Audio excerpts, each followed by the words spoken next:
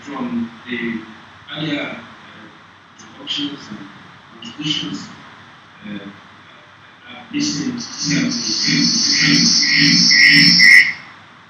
Listen carefully to the expressions and definitions of intellectual property. But up things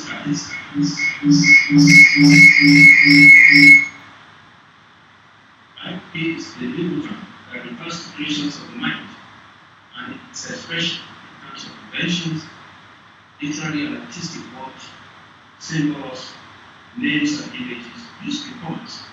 Underline used in commerce. Used in commerce is important. We know that intellectual property is a critical mechanism of harnessing value in research and development, and it needs to provide a critical linkage between our universities and industry. Indeed, to connect more effectively with industry, we know that university R&D efforts must either be industry relevant or market or both. And this we have to consider going forward. Very serious. I know that there are arguments and counter-arguments on both sides, but this has to be, in my own opinion, the way forward for several reasons. We know that the rights that are secure as a result of the having an intellectual asset are rights that has protection of your invention, your rights, cost for your everyone. In actual fact, intellectual property has become the cornerstone of industrial power structure, just like what I showed you earlier. Those 10 or top 20 firms around the world that I mentioned earlier, when you look at the annual report, what you see on paper is usually less than 30% of the story. What you don't see is the intangible asset, and that usually is about 2/3 to 80% of their asset. Indeed, today we know that those companies around the world that have produced research and produced vaccines that are smiling to the bank with their shareholders, etc. And there's no reason why we should be doing similar. We know, for example, when the Ebola incident came to us, we know how institutions, especially at the university not too far away from where we are intervened, and we know the size of support got from the international community, even to develop further capabilities and competencies as far as that is concerned. Probably today, as always, we will look at industrial property, which essentially is the patents, the utility models, the trademarks, industrial designs, geographical indications, and trade secrets. Of course, the second broad category of intellectual property, the copyright, is becoming increasingly popular and important, essentially because of software. We know so many. When you look at the business space in Nigeria today, perhaps the most rapidly developing one or evolving one are the tech startups. And that again, see the footprints and signatures of our great institutions all over the place. I hope I'll have one or two slides that I'm going to share very shortly. But the important bit is that intellectual property gives you a lot of strength, gives you power, in addition, of course, to the bragging right. Bragging right is there for the institution, it's there for the nation. So the more you have the intellectual and the IP rights that you have, the better recognized you become. Full stop. So again, what I just said is what I've illustrated in a simple sketch, so that I'm very clear to all of us. Two key ones are industrial property, for patents, and second one, the copyright.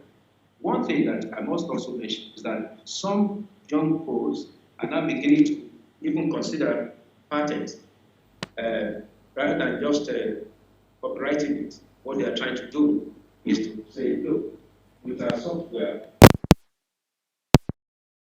it's not allowed globally that you cannot do a copyright of the software and have a patent at the same time. In other words, what's the advantage of one than the other? So it is something like they enjoy the goods, the reward.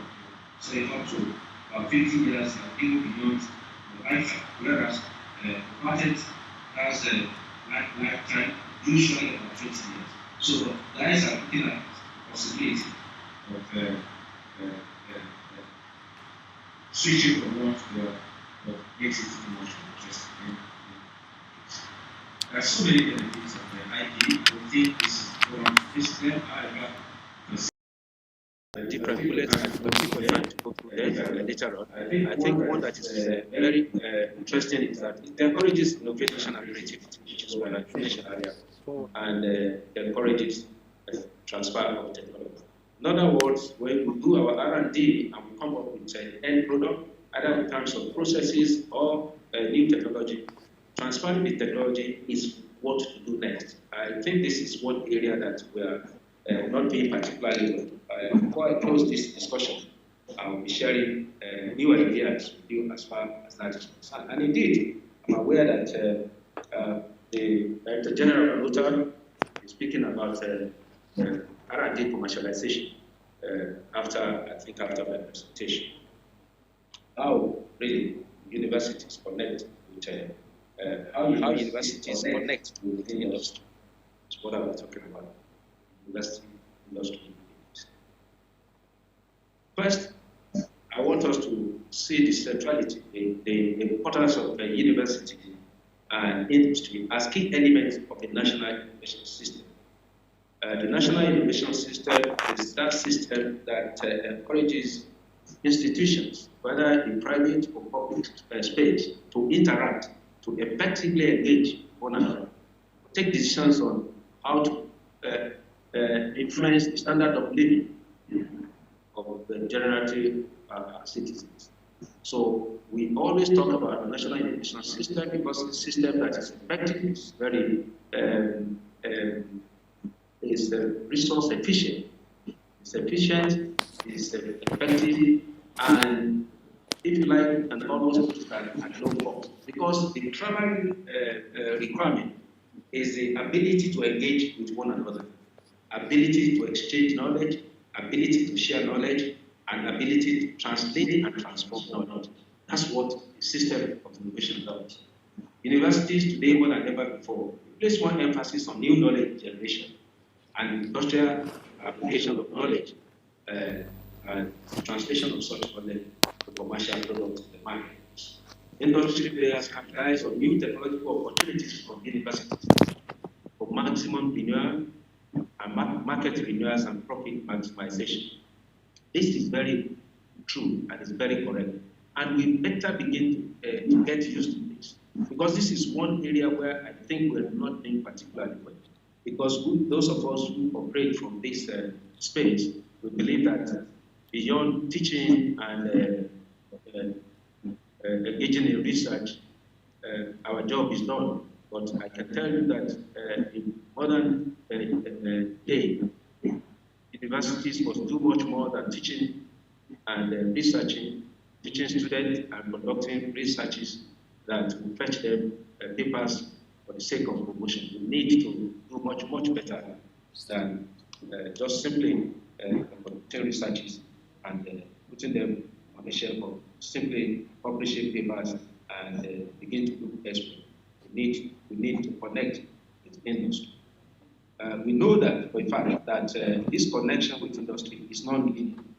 It's really very complex because of the feedback mechanisms that are involved in both directions. I think I have a small illustrative sketch show that. This table gives a very simple brief about the flow of university industry linkage. The traditional channel, of course, is through our students, the internship, the alumni association, even both students in diaspora, through engagement and participation in conferences, and like I said just now, through our publication.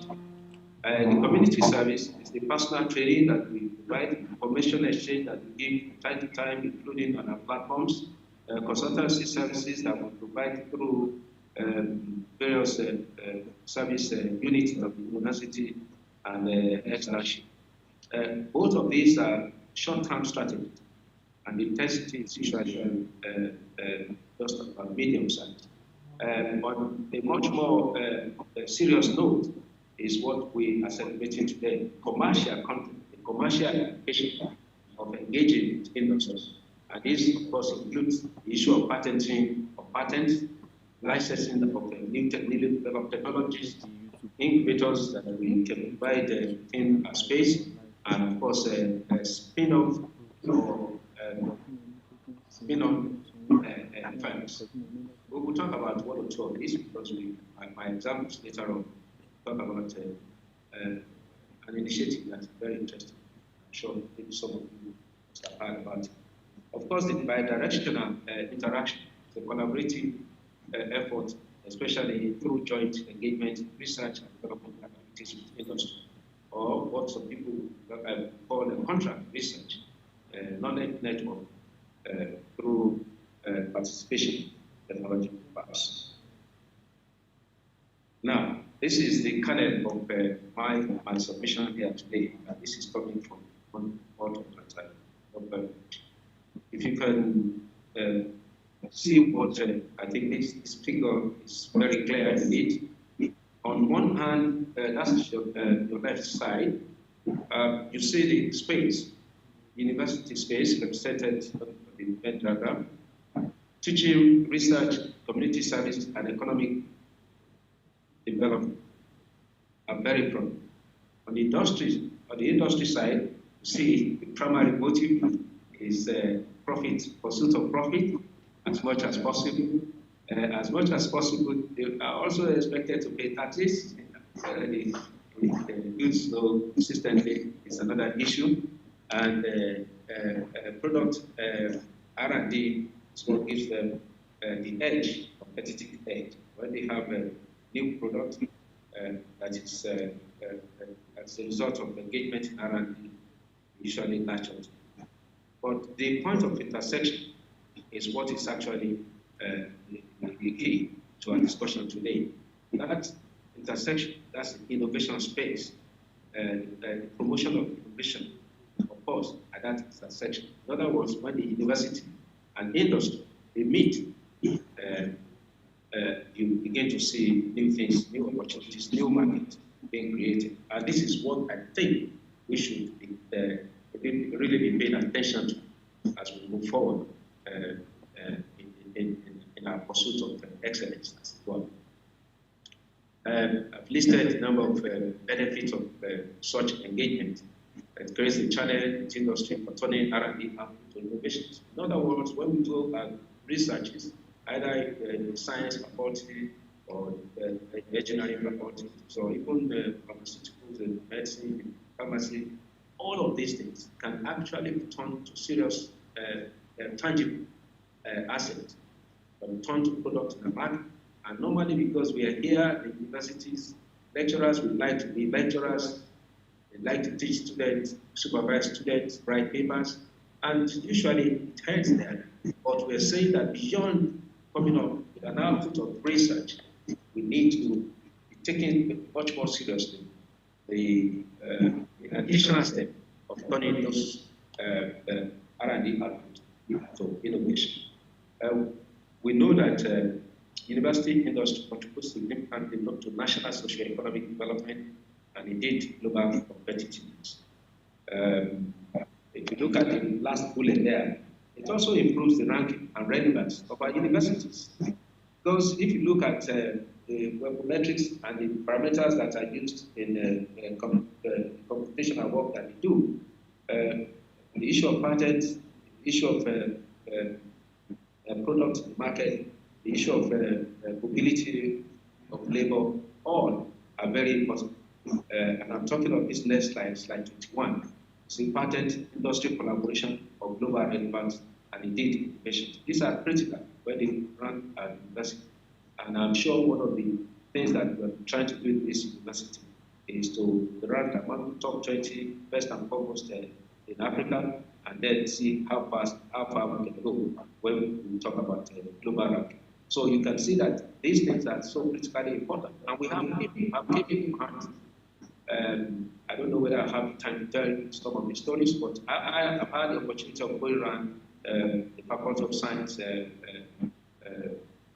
board meeting, Faculty of Tech meeting, talk about the need for us to begin to think different, what I call the paradigm shift again in R&D. There are enablers. If you really want to have, really want to be prominent, you want to have very serious claims for patents and license of R&D, you really have to look at these enablers. First, the policy environment is particularly important. And in this case, I'm focusing on the education policy, science, technology, and innovation policy. Indeed, industrial policy. These are critical enablers.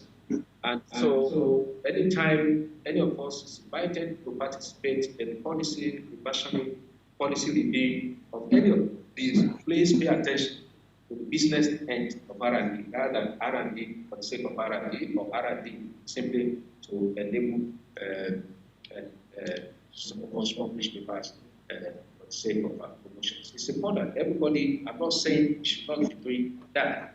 Indeed, there's plenty of room for even basic research. But the argument today is that for those of us with limited resources, especially financial resources, we have to limit the pursuit of basic researches, such that the little investment that we have in our university system, especially in the research system in the universities, can begin to give a dividend, if you like, of democracy, dividends of job creation, dividends of improved standard of living for our people. Other enabler, as I see here, I mentioned specifically because it's relevant to OAU, is the science park and incubators. Thank God for the management of the institution. We now have some form of incubators, not too far from where you guys are. Science park signpost was placed a couple of years ago. I haven't seen it in recent times. I think this aspect has to be looked at, because the science park is one big estate where university, industry, and government are present. This is perhaps the only real estate where you have government, industry, and universities operating, concurrently. This is very important because it draws everybody. You have a science and technology park, for example, in OAU today. It will draw people. It will draw all the Googles of this world, Facebook of this world will be here. So I think, again, this is important for us. If we must enhance our potential, we must enhance the possibility of accelerating the production of patent within the university system. We need to back up the incubators with a science park, because the incubators is where we go to hatch the ideas that will subsequently lead into science and technology. I mentioned the IT policy, and again, you have to give kudos to management, because I know that in the last 3 years, they have worked assiduously to ensure that an institutional policy is ready. Thank God for the efforts of Professor Inoli and the board, management board of the intellectual property technology transfer process. I'm aware because I participated to some extent in the passion of the institutional and policy. We know also that entrepreneurship development sectors around the country has also been very low, because there's a need for us to increase the pool of technological entrepreneurs. What we have today is too small to make any meaningful impact in our system. You look at some of those advanced countries, you get numbers as high as over 200 per 1,000. So, but here, I'm not sure whether boast more than about 5 per thousand. But we need to improve that kind of number so that people can really justly for new technologies and the readiness to take them to the market. Venture capital is very important. Venture capital is very important because, as we'll see in the next few slides, funding has always been a major obstacle to doing most of the things that institutions like ours normally like to do. Deliberately, I've left out the IPTO because all of us now know how useful and that office. Some experience in Nigeria, I just shared that very quickly. I did a study for NOTAB recently. This is why I'm sharing this. To look at, I think we went to about 16 IPTTOs, including one here in Ife, and we find the following. Institutions without spin-off. In other words, yes, indeed, they were established, and IPTTOs were established about 15 or so years ago. Many of us institutions cannot boast of any particular spin-off. A spin-off is a company that emanates from the work and R&D engagement of the university. So if you're a lecturer working in OAU, for instance, and OAU is prepared to take the results of the R&D to market, the chances are that first they will establish a firm, a company, and that company will be co-owner as a firm. But again, I don't know how much time we have today. I won't have to explain that except the question comes in that direction. But let's look at this. We did not go to all of them. At the time we did this study, there were 39 IPTTOs established by NOTAB. Today, I know that number has gone up to about 54. But OAU is one of those first generation IPTTOs. I remember the pioneer director, Mr. Fatboy, when he was studying taught UK, learned about nitty-gritty of managing IPTTO. So you see ATBU, OAU, Defense Academy, Uniben, Futo, Yabatech, and National State University. While is they doing well, their own right, we couldn't track down any spin-off company. Whereas when you look at Air Force Institute of Engineering, Covenant University, Federal Poly, Bauchi, Narek, Zaria, and NAPRID in Abuja, they have few companies to show for their effort. And for me, this is the way to go. Because in addition to bringing in money, you are also creating jobs, and you are creating awareness, you are creating support, and drawing attention to the institution. So on. So challenges now facing the IPTTO. Again, this is for fitness, and this is again to support the efforts of the management to look at the challenges that are facing the intellectual property technology transfer. Because if they have too much to what we call toxic baggage to carry, I don't likely that they will be able to deliver. I'm not putting any brief for Professor Yoria and his team. All I'm saying is that we did this study and we were able to come up with some of these very serious and not so serious. I'll just focus on the last one there, poor funding. In other words, from the 16, 17 IPTTO, those that we looked at, majority of them actually explain the challenge, the intensity of poor funding as performances.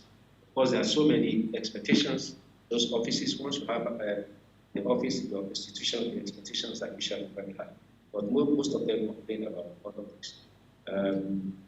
Yes, the issue of patenting and the extraordinary effort that patentees are putting in. Again, I just extracted this for us to see what is happening. You see, personal savings have dominated the funding of our colleagues. The effort of our colleagues to bring out patents. Patenting funding sources. Look at the sources of funding. Institution, about 45%. About 45% of those are some said institution is supporting. Personal savings, 58. That's massive. 58, which comes out to be about 34, 35%. It's using personal savings. That has to be a major area of focus going forward. And I've interviewed and interacted privately with some of the invitees, and they shared very similar stories. And the space of patent across the country, you can see a lot of improvement in the last 4 years across the country. These are country level figures. And this is coming from ROTAP 2011 and ROTAP 2019. So, to a large extent, they've updated. Kudos to different institutions.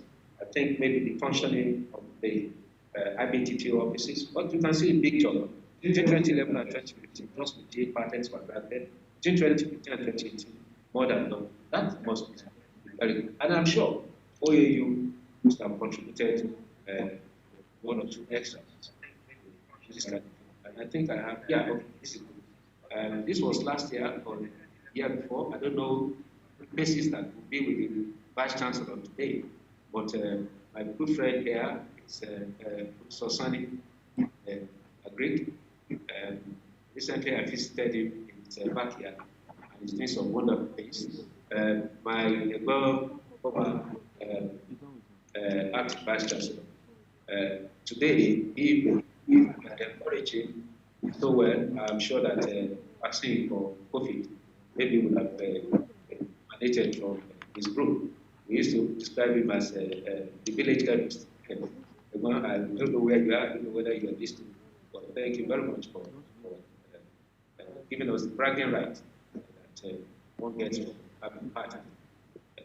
Hopefully, at the end of the day today, there will be a new set of awardees. This is very good to see. Thank you very much. So, a few case studies, because we don't have all the time now, I have to try and wrap up. This is very, I'm sure those of you who are there will have seen Professor Sonny's handiwork here, sound engineering. This is very, I've used this slide more than 10 keynote papers in the last 2 years. I can tell you that it gives you a lot of, how do you call it? You can brag to people, you can tell people how wonderful your institution is and how prepared our researchers are to come up with products that can compete not only locally but globally. Again, because we don't have all the time and because we know the story so well, those of you who may not know, I've highlighted some of the findings there. The last point I gleaned from Tosani, the fact that his clientele has really skyrocketed. I don't want to mention the figures, but the last figure we were talking about is in the region of 200 million from one state, Nigeria. So this is very interesting, but that's what the patent can do for me. I mentioned the issue of patent, and I mentioned the issue of the challenge of putting up an incubator or a science and technology park. And this is to ensure that when you have a patent, you can actually present the patentee the opportunity to begin to turn his ideas to serious industry. And that's the reason we're asking that management of institutions, especially first generation universities, and if you like, federal universities of technologies across the country, it's almost like a must. We must have a science park to govern, to encourage people to turn their ideas to businesses. See, it's a major step. Having necessary funds to establish the facilities that you need to turn ideas to money is major. And this is why always you need the industry to come in, because they have the money, they have the resources, financial resources, but they are looking for multiplier effect. They want to invest in your R&D because they know that you're going to bring them more money. Profit is going to go up. And because it's under patent, it means that they can minimize the level of competition. So this is the reason it's always very attractive to industrial captains of industry to have a patent. Again, I don't know whether there will be a follow-up for somebody like Sosani to share his experiences in recent time with some of us who are here, or attending physically today. I move very quickly. Now, this is, we all know about this. This is actually the main thing. I contributed significantly to UNESCO science report that will be released in the next 3 weeks. No, it's not 4 weeks. It's going to be released, I think, 25th of May this year. The UNESCO annual, what it calls UNESCO report, 2016 to 2020. And in it, we realized that Nigeria moved from being number 5, number 6, number 7 in 2016 to number 1 in the world because of all these guys. When you look at all these fintech athletes, many of them actually graduated from here. Many of them graduated from here. But I can tell you, except management correct, it wasn't as if we prepare these kids for this kind of world-beating performances. Many of them, Paga, Lutao, Pesta, many of them actually are involved in it and they are doing very well. And it's always very nice when you listen to their founders or co-founders and they mention their days in Obafemi Awolowo University. So the challenge for us, as I said, is to continue to invest in this innovation system, technology accelerators, and find space, create the space for them to engage. The Google campus, for instance, in the city of London, is just a story building, like some of the buildings that where you are this month. It's just a 4-story building, and the turnover from that story building is over $1 billion naira. I mean, $1 billion yearly. So there's no reason why we cannot do it, because unlike cases where you need very big, massive physical infrastructure, these guys are using brain power in almost all cases. They're looking at problems and they're looking for solutions, actively searching for solutions. The last one I will mention there, something that actually also surprised my humble self. 2 guys who graduated, one graduated from electronics here, another one graduated from medicine. The medical doctor has not been to the hospital since he left here in 2012. But today, they are really, really very bad, competing with some of these guys. They have not been listed openly, but I don't know whether I can do some marketing for them, but I wouldn't.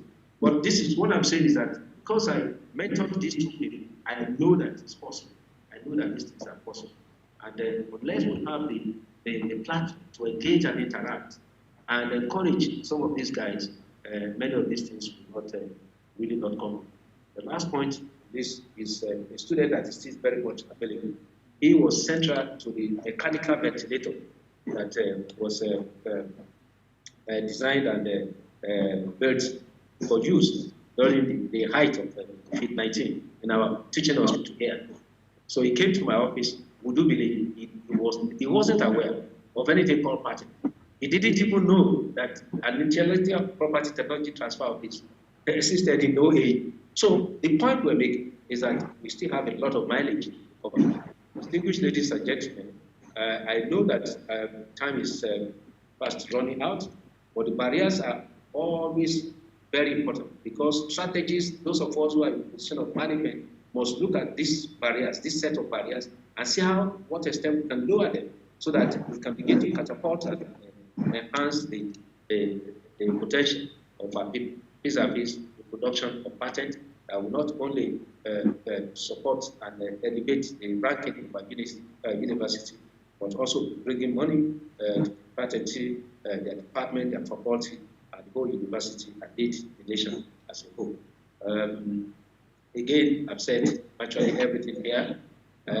Yes, so the funding issue, this is very interesting plot from the work we did with NOTA. You can see that most of the funding of the technology transfer offices is still coming from the university. The institutions where they are located is still the major funder. The point that we're making is that we have to do that differently. If you have a very active, if we're actively engaging in R&D and we're generating a sufficient number of patents, that should stop. That should stop. If you look at WIPO, for instance, the World Intellectual Property Organization, is perhaps the one organization that is self-funding. If you look at it, I was reading their annual report for what is the projected report for 2021, they were expecting a surplus of over 80 million US dollars. When you put everything together, for this year, they are expecting surplus of 80 million, and because of their engagement. So the point I'm saying is that if you have a patent technology transfer office that is generating almost less than nothing, there is no way they will not be looking up to the university to receive their funding support. So we have to do differently. We need to call people together. We need to invite those who know how, and see how we can galvanize, how we can catalyze, the idea of generating more tangible research outcomes that can very quickly return to product in our pipeline.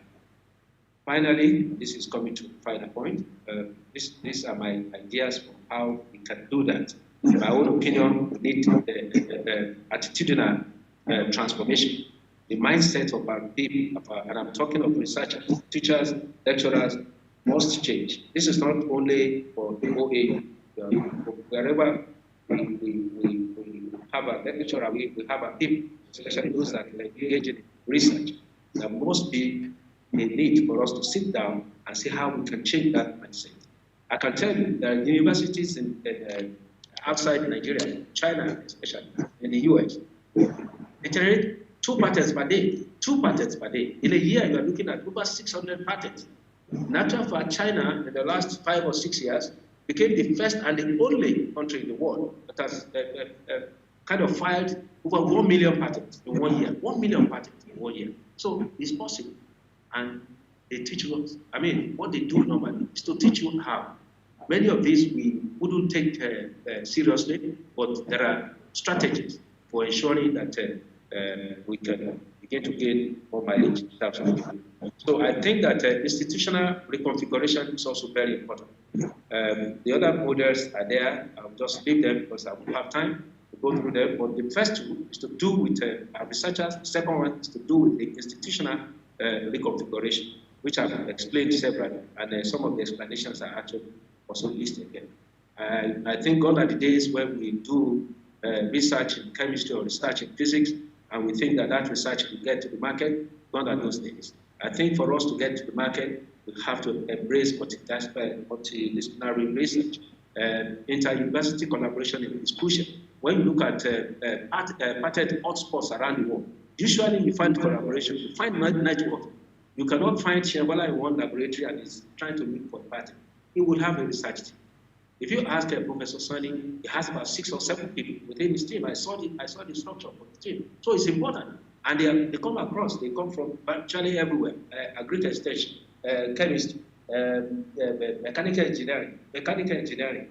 So this is what we need to embrace going forward, in my own opinion. And then, critically important is linkage with foreign partners. And we can do that through our alumni in diaspora. We are planning that, and indeed we started at the national level. I can tell you that they have set aside a week, the 3rd week of July of every year, for Nigerians in S&T, and Nigerians in diaspora in essence. This is to harvest their knowledge, their experiences, and in fact, their commitment is almost unbelievable. So what we need to do, are very clear, if you ask, but we have to be, the conviction has to be there, and then we can move on to achieving the goal of those. I don't think I have time to talk about this model, but model C there is what we're advocating. The whole idea of coming up with a research idea without thinking about the market, in my own opinion, we should minimize. And that's what is happening in phase 1, phase 2. A little bit of overlap in phase 2. But phase 3 is really what I want us to pay attention to. This was to look at one of the very senior Indian many years back. Came up with this whole idea. So how can you start from the idea you're generating, get to the market? The only way to do that is to use a very effective feedback system. In other words, industrial experts, industrial captains of industry, champions of industry, they are made part and parcel of setting up R&D agenda in our universities. And this is what has been making, what they are. Like we said, University of Beijing generates more than 2 patents per day. MIT generates almost similar number. Ditto for Stanford, etc., etc. In fact, there's a special ranking for entrepreneurial university. Anybody who wants to know and look at them and see how they have been doing it. It's a question of how. And for me, you don't need to reinvent the way. We can learn from those who have succeeded. There's always a need for role modeling, and I think very, very cheaply we can do that for our institution. I'm coming close to the end of this now. The emerging model for R&D commercialization. Since this work was actually funded by the Raw Materials Research. We can't hear you, sir. You cannot hear me again? Ah, that's serious. Hello? It's not from here. Hello? Hello? Hello? Hello? Can you hear me, please? Yes, we cannot hear you. We can hear you, sir. You can hear me now? Okay. This is our university facility, and we try to do our best. Okay, so this work is very recent. It's a 2019 work. It was fully supported by the Raw Materials Research and Development Council. I worked with a couple of people to look at why is it that the level of patent and tangible R&D has been very low in our system. Because I don't have the time, I'll just focus on stage one. I'll tell you that as a country, we're doing exceptionally well as far as stage one is concerned. We take our ideas to paper publication and writing technical report, and in some cases, we publish textbook. That's what we do. But we need to get to the end of stage three. This is what we have not been able to do. And this is what we need to do. Maybe at another platform, I'm able to share the whole concept with us.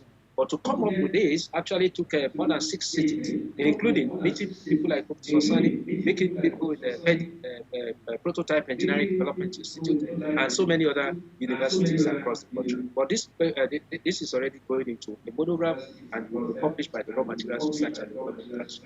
If we have time during the question time, I will be able to share that. But the most important thing is that for us as a nation, the model that is adopted elsewhere, for example, in Israel, we may not necessarily have to adopt that. Reason. For you to get into any industrial hub, or for instance, science and technology park in Israel, especially in Tel Aviv, you have to have a patent. Your entry certificate is a patent because they want to ensure that the business that you are bringing in can set them free. But in Nigeria, it doesn't have to be like that. If you have a research outcome that is not patentable, but actually commercializable, you can still get some funding. Again, these are arguments for another day, but that's what this model is telling us. Of course, the feedback system will always be useful as you move from commercialization. The last point was a different model. If Mohammed did not go to the mountain can move to Mohammed. This was an idea that was generated almost 12, 13 years ago. I'm sure you will be listening somewhere. Dr. Wule is now in ASPE and myself. We took this idea to Scotland, I can remember very well. And since that time, we have been asking government to create the enabling environment, give us the kind of resources that we need to be able to come up with this. And what is it saying in one sentence? This is to bring government, academia, and industry together without you meeting physically. Just like I'm engaging and interacting with you, this is what this platform is supposed to do, with a lot of protection. But this is very useful. It's not going to cost us more than about $150,000 to $200,000. But I can tell you for almost 10 years, we have been looking for money to implement this concept. It's called the GIKI model. GIKI is government, industry, and knowledge institutions. We started with government, industry, and academia. But now, because we realized that many of the public research institutes are also doing some very good work, decided to apply. So again, it's not far from home. Once there is resources, this can always become a demonstrable project. Okay, I'm closing now. See this, just enjoy one or two of these. These are the conclusions I'm drawing. Moving, you can see the forces. At the top is the force of attraction. At the bottom is the repulsion. So what you find today is that industry and academia, they are not fraternizing. And this is for us to be able to do that, to operate in that space, which I showed earlier on. There is a need for us to see university and industry and see and ensure that the force of repulsion is actually much less in magnitude than the force of attraction. The force of repulsion is pulling us, telling us town is different from town, telling us this is not good, that is not good. You don't have to go there. If you want to be a lecturer, be a lecturer. If you want to be a business, be a business. I think that once upon a time it used to be very okay, but it's no longer okay. Since the Bedo Act was introduced about 40 years ago in the US, it's no longer tenable. So my thinking and the thinking of many experts around the world is that we should now begin to bring us together, we bring university and industry must begin to move closer together. They should come together to the extent that there is an overlap.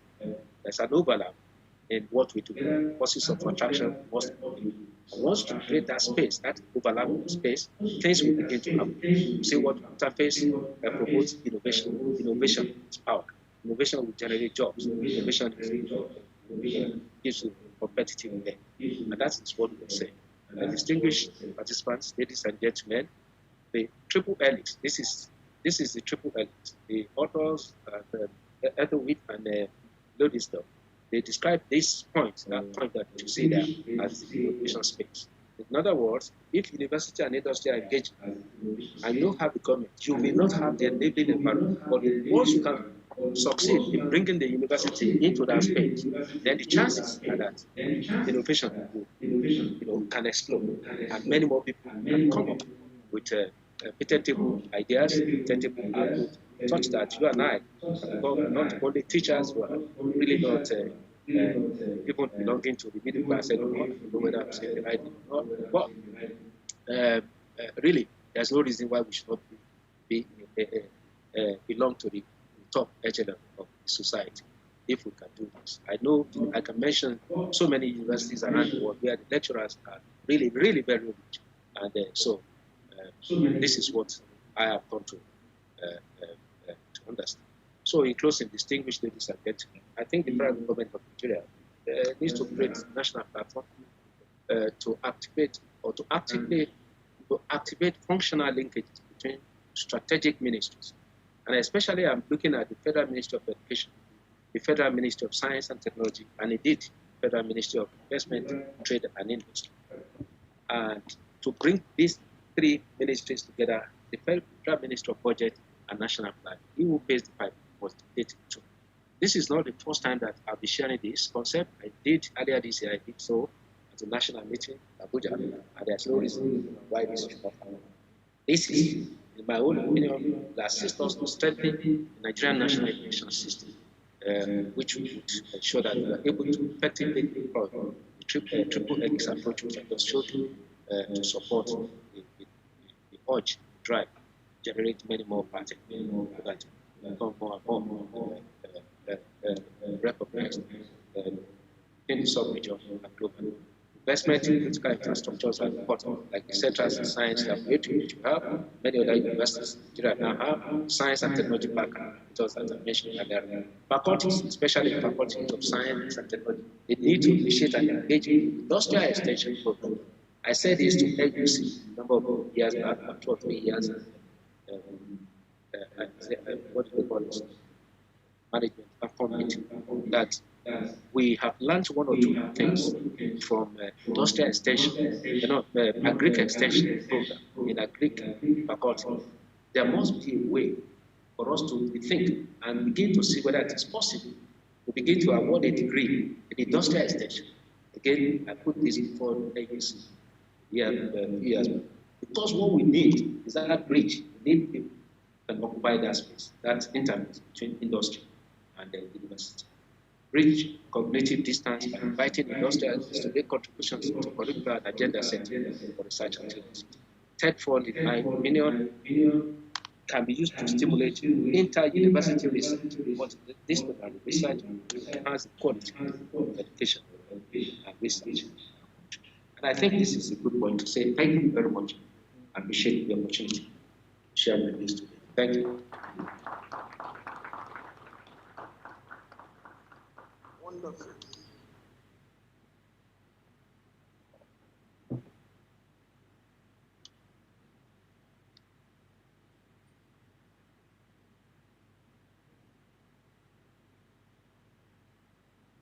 want us to appreciate Professor Rich once again. That was very detailed, impactful, and insightful. Thank you very much, sir. At this juncture, I'd like to copy John Lawrence that says that he who comes after me is prepared of all you, and the latchet of his shoe are not going to. So at this point, I would like to invite the official anchor of the day, who is no other person than the University Public Relations Officer. Please welcome him for his thank you very much, sir.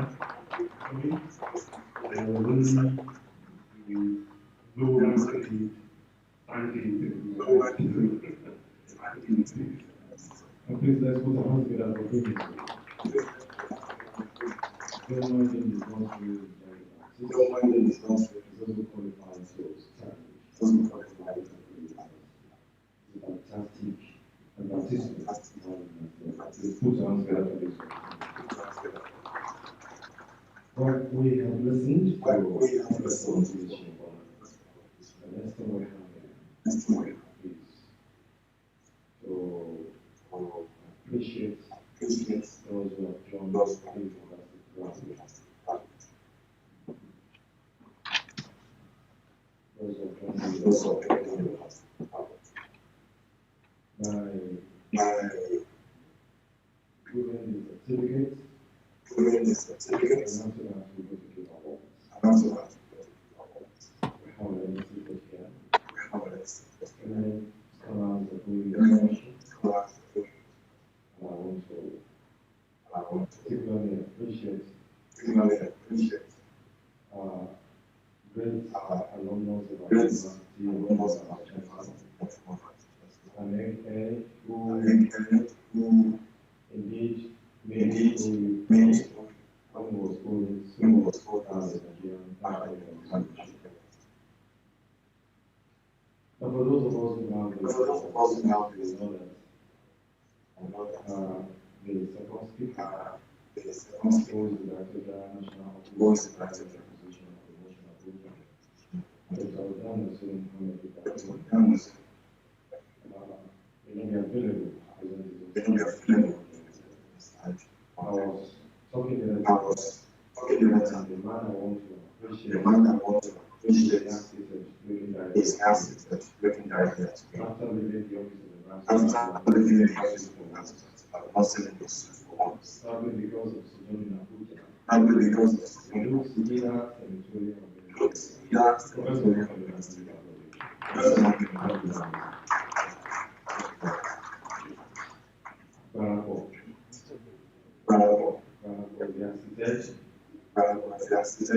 Yes, sir. He's Agbara. Yes, sir. Professor Sola. I like him. Long, straight, May I, your respect.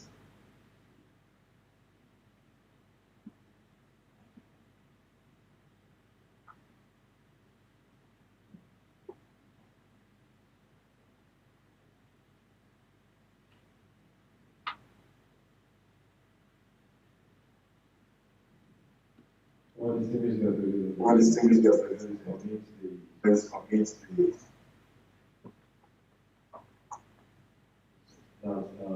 that's it's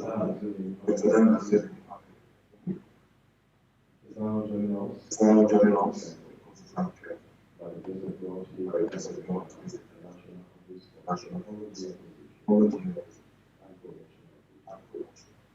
Dr. Dan Nazuli Mohammed. Are you there, sir? Let's put him on.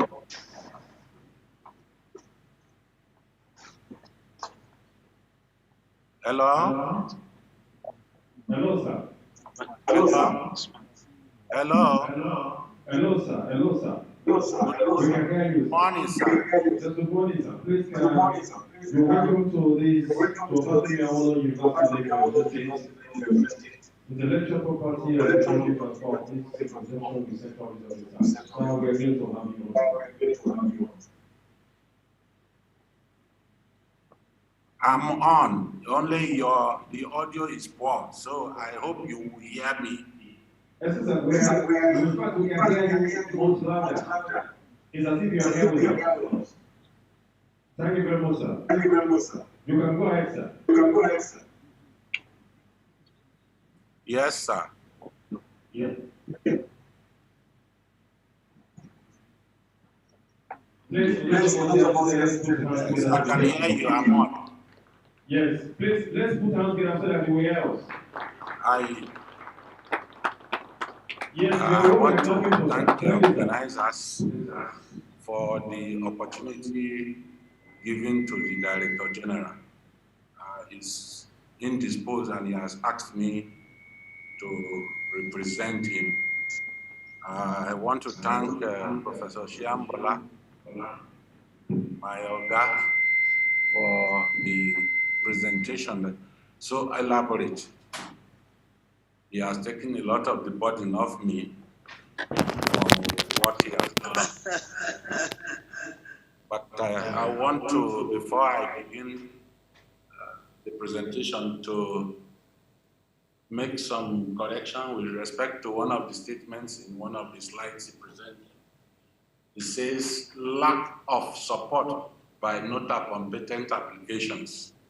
I know he cannot know everything we do, but that statement is not correct. We actually support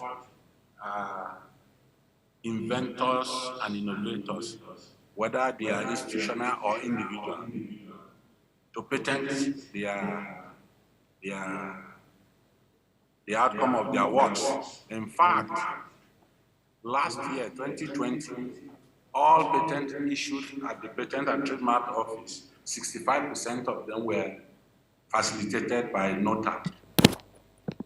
Now, when you submit your application, patent through us, you can be rest assured that we will take care of it.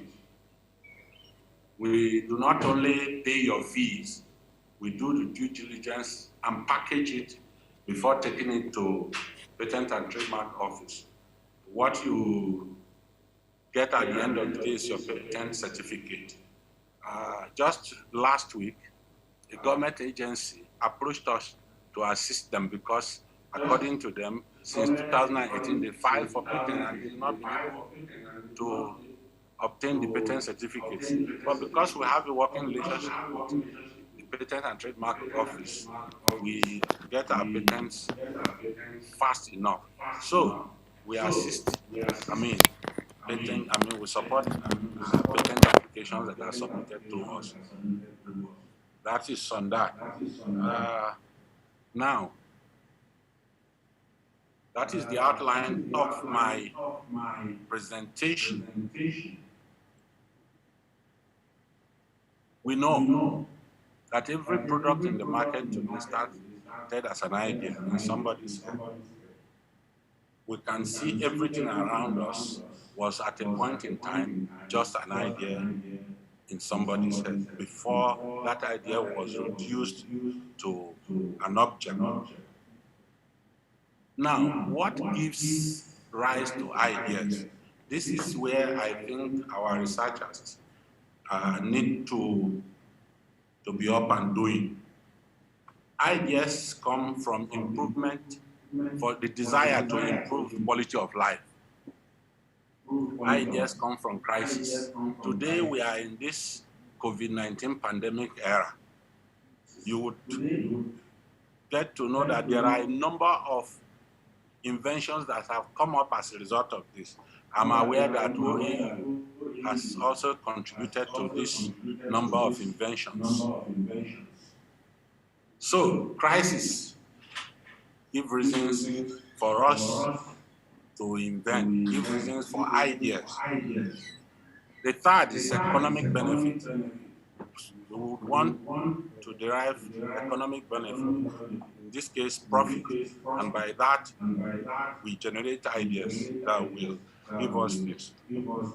And again, Ideas can come because we just want to uplift, endeavor to create new products and services that are useful to the world. It's satisfying, particularly for those of you who are in the research world. You want to do something, to create fame. You can only do that when what you created serves a purpose. Now, taking an idea to the market, what does it mean?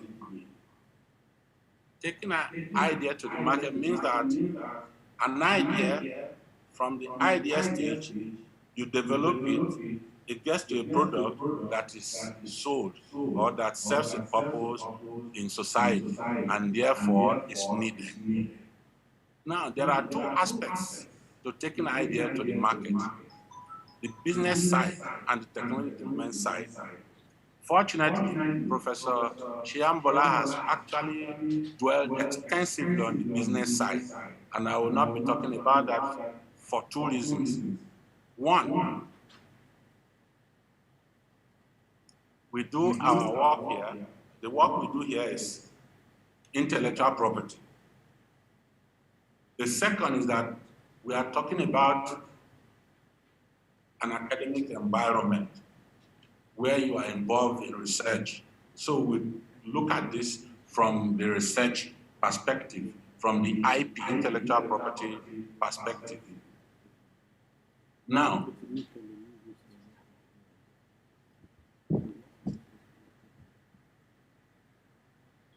from idea to a product, a mere idea is not a product. The journey from idea to product that goes to the market can be long and challenging. For those who have been involved, they will know this.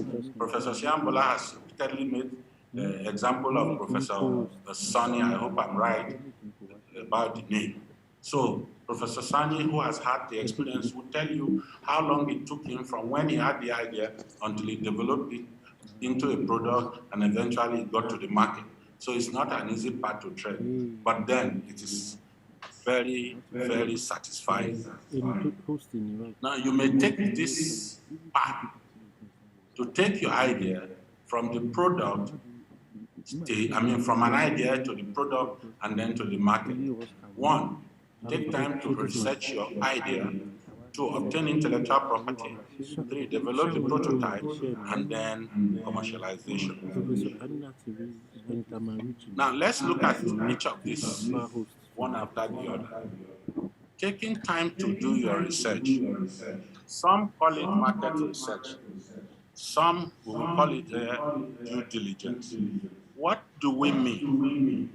An idea may occur to you, but you may not be the only one who has had that idea. That is one. Two, your idea may not necessarily be the best. There may be other alternatives to your idea also in the market.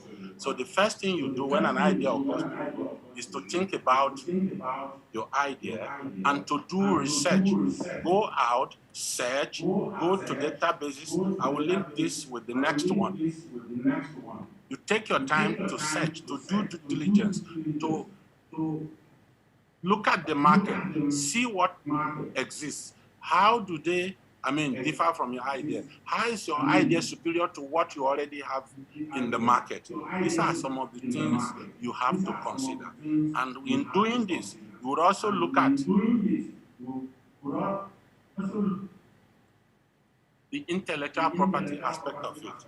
Because one, your idea may not be new.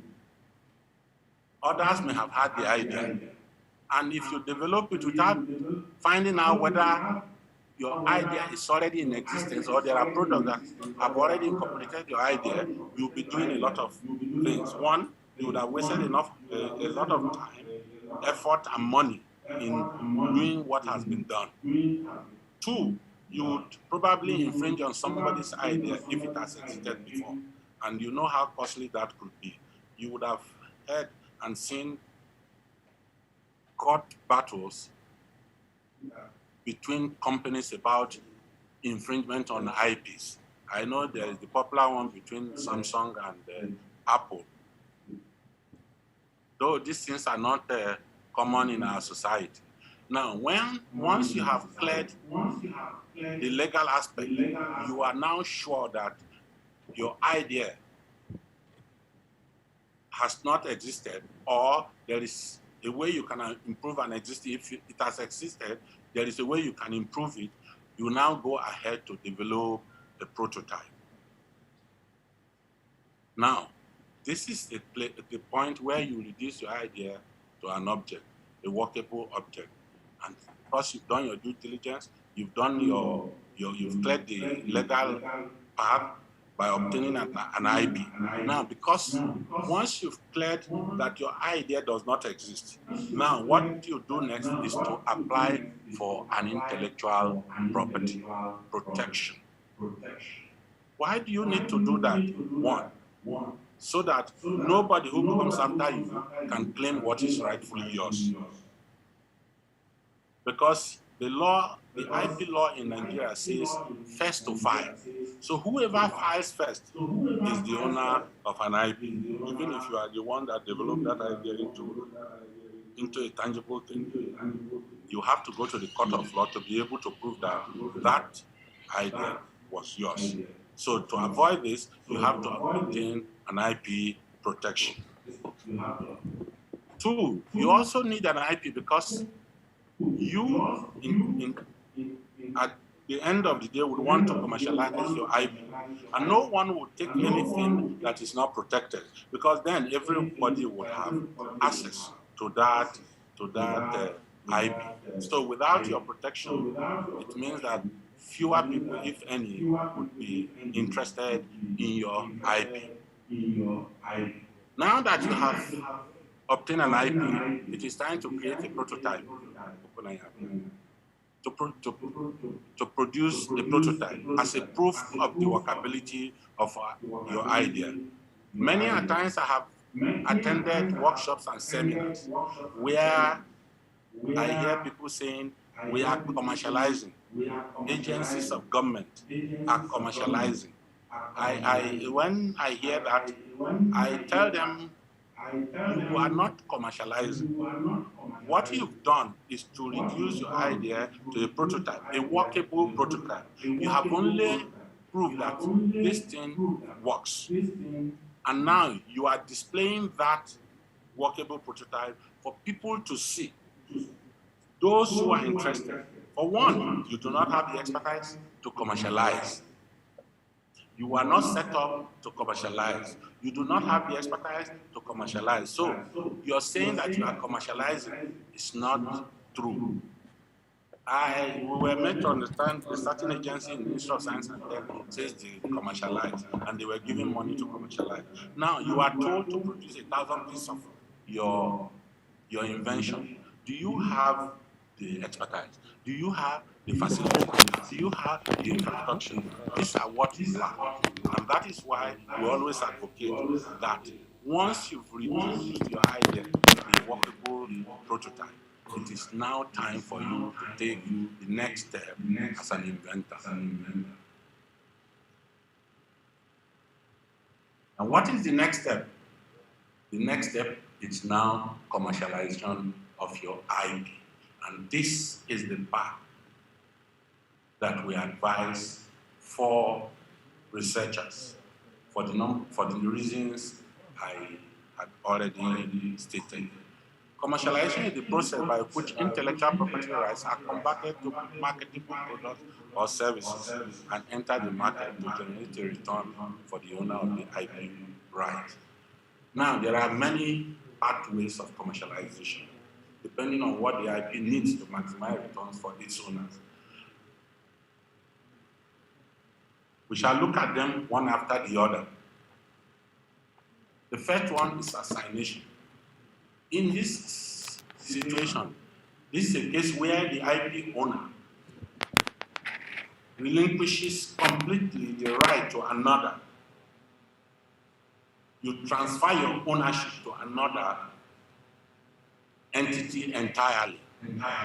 When you have discussed terms of engagement, the person pays you either a lump sum, as you may agree, and in that instance, you no longer hold the rights to the IP. Rather, it is the new owner that holds the right to that IP. Now, when this occurs, we always advise in a situation where the Commission on Deviation, due to maybe difficult due to financial, market, or capital constraints, or the IP requires significant development and investment, we advise this pathway. The rights are transferred for payment or other consideration. Payment can be a single lump sum or an actual fee, an annual fee, based on revenues or a combination of these. You can sell it with a lump sum, that is one-time payment, or you can be paid annually, depending on your power of negotiation and the best way for you.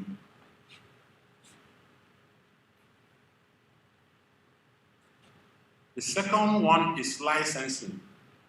A licensing agreement between an intellectual property rights owner and another who is authorized to use the rights. In this case, you are not relinquishing your ownership.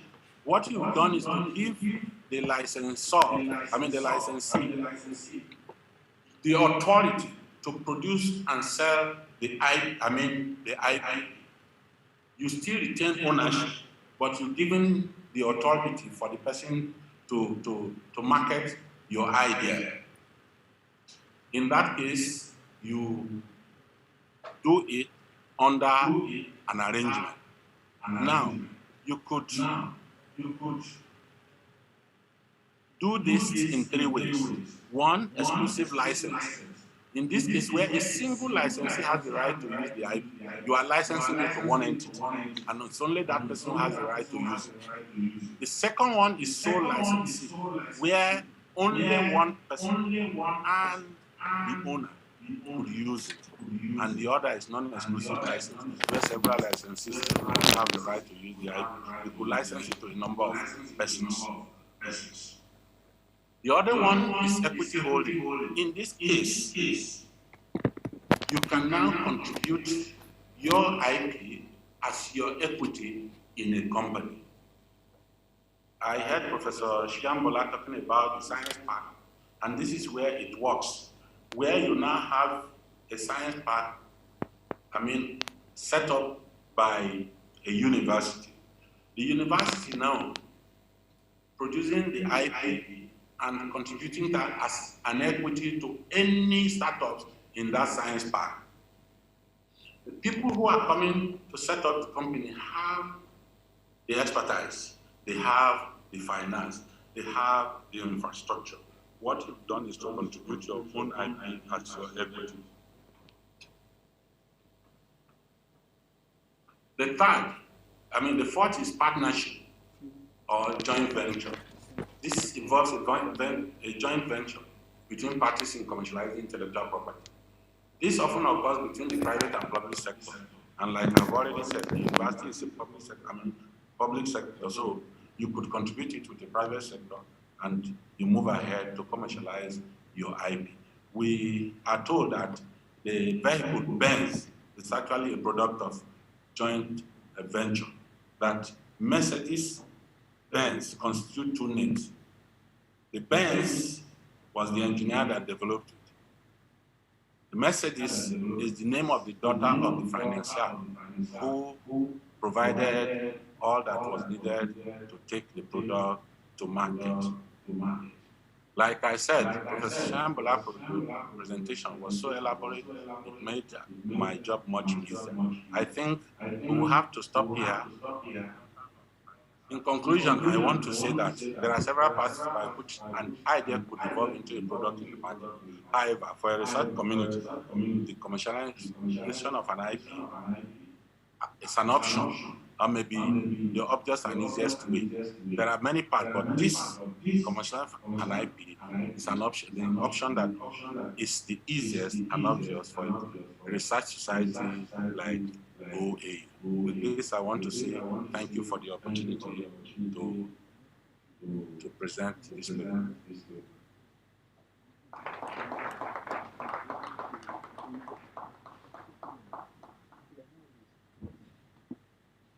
Sorry, I cannot hear you.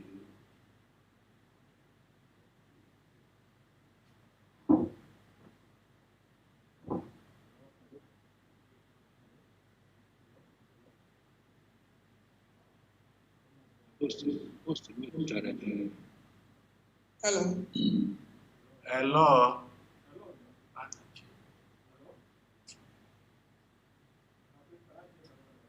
Hello.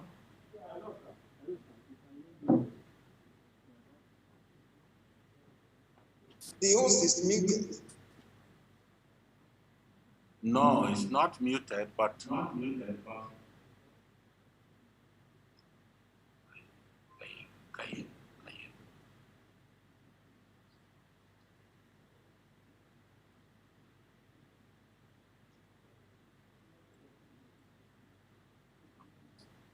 Close. Hello, sir.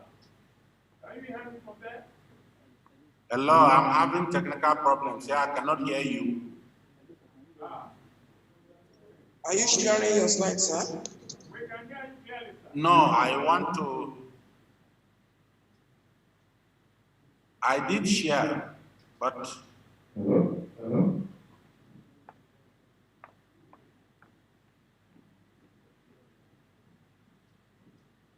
Please minimize, minimize it. I said I'm having technical problems. Sir, we can hear you clearly. You said you have technical problems, we can hear you. Just minimize the Zoom. Yes.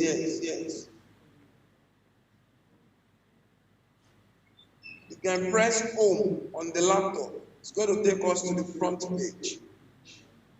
Home.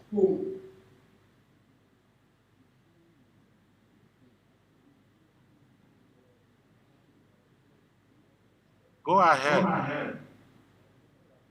Yes, thank you very much. Please, let's put our hands together for him for that beautiful presentation.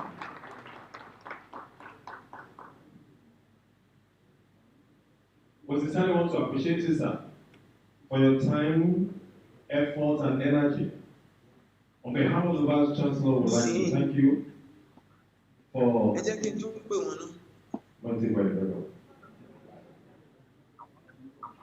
Hello, Mr. Smart. Yes, I can hear you. Okay. So What are you trying to do sir. now, sir?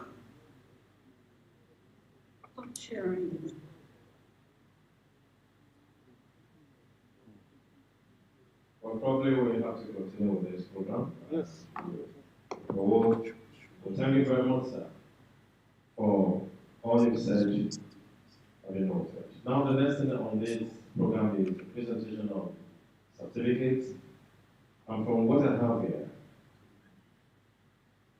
we have number one inventor, Professor Anthony Adebolu. And Hello. Like Yes. shares. Yes, I'm having technical problem. I've called the ICT person is on it. Oh, Come to the bottom, bring your cursor down to the bottom here. So you just click on the PowerPoint. On the PowerPoint, yes, click. Great. Then turn to the left. Yes, to the right. Towards the end, you see the first, on the up a bit, up. Sorry. From your PowerPoint, below, yes, one. Next one, no, not that one. Next.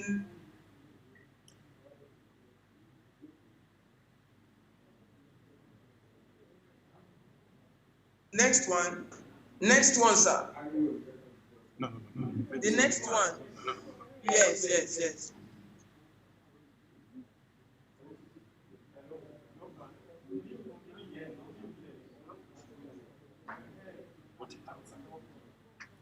Hello.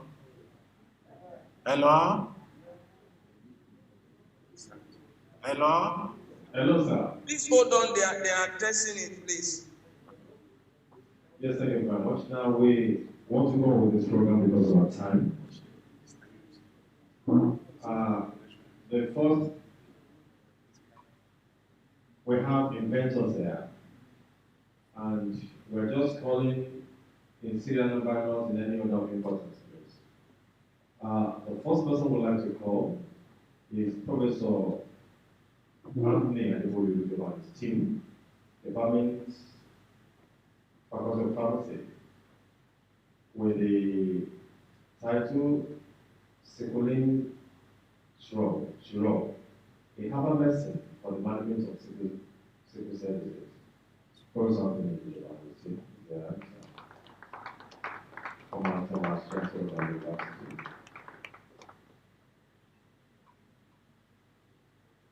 Okay. Any representative? Any representative? Okay. Are you coming as a representative? Okay. Now please, camera.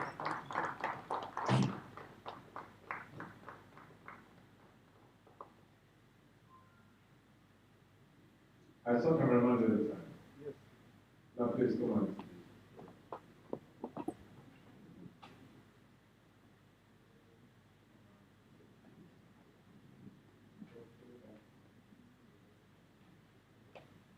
Hello. Okay, I think we have just come down again. Hello. Okay, thank you. On behalf of the Vice Chancellor of the Professor Nitoto, We are not through. The meeting is still ongoing, sir. Can you hear me? Yes, I thought there would be time for question and answers, because after that I wish to leave. I have some other engagement. Yes, there will be. Just hold on to the one. Thank you. Inventors, Professor Anthony Adeboye and the team. Department Pharmacognosy, title Asthmatic Products, a family of herbal remedies against symptoms of asthma and immune suppression. I want to congratulate you once again and wish you more of this. Thank you very much.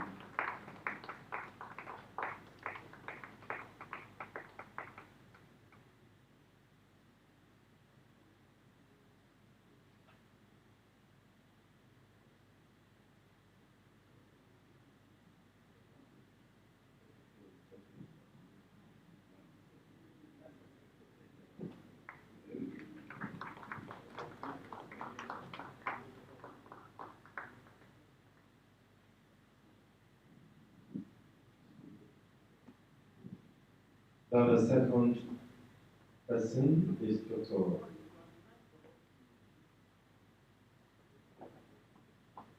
Okay, the member of the guest, so we can get on.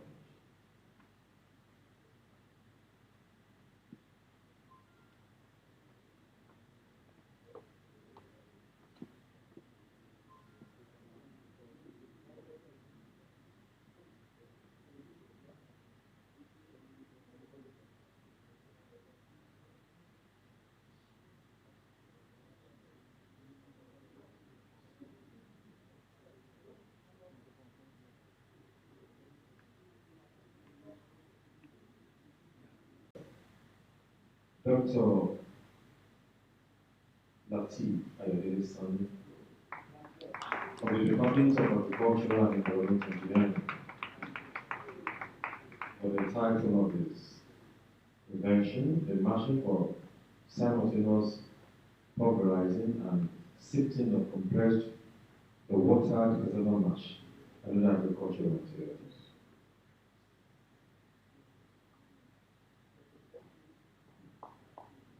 Thank you very much. Want to congratulate you on behalf of the Vice Chancellor, President Dr. Bodede, for this great gift, and want to pray that God will continue to strengthen you, the wisdom and knowledge to be able to move forward. The Lord will grant unto you and your team. I was just speaking with the director of IDPQ. Actually, it looks like you don't have an agricultural economist on your team. We have to find a way of doing that, because we consider the monetary component there, the business component.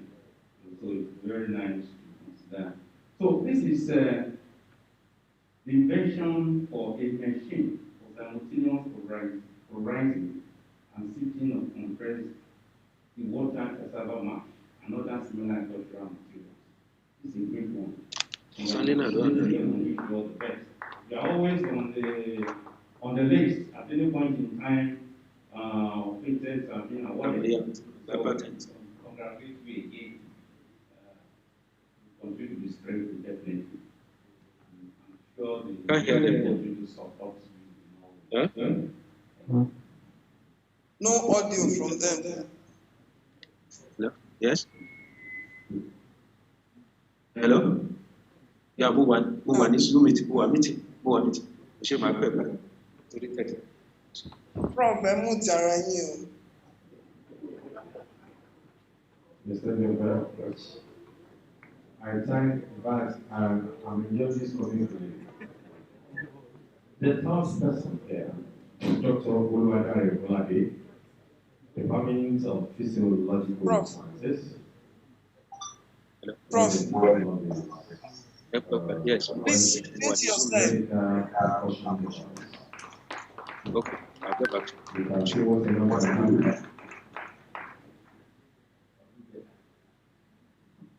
Thank you very much. This congratulations once again, and I wish God for your line. Representing also, oh great, you are also the one. Dr. Oluwadare Olade of the Department of Physiological Sciences of this great university. The invention of she was born. Can't hear them. This is a great one also. I want to wish you all the best and continue this effort. Congratulations once again. She said she's coming from her husband and I want to appreciate you for giving him matrimonial condition of violence.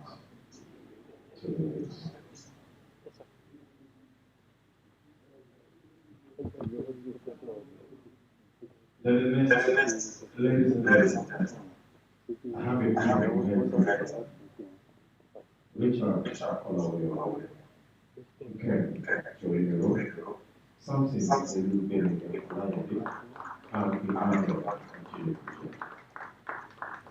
All of them have been for the time of pension, bounds, as nonsense from the detection of post-harvest iteration of foods. Please, we can leave it to them all.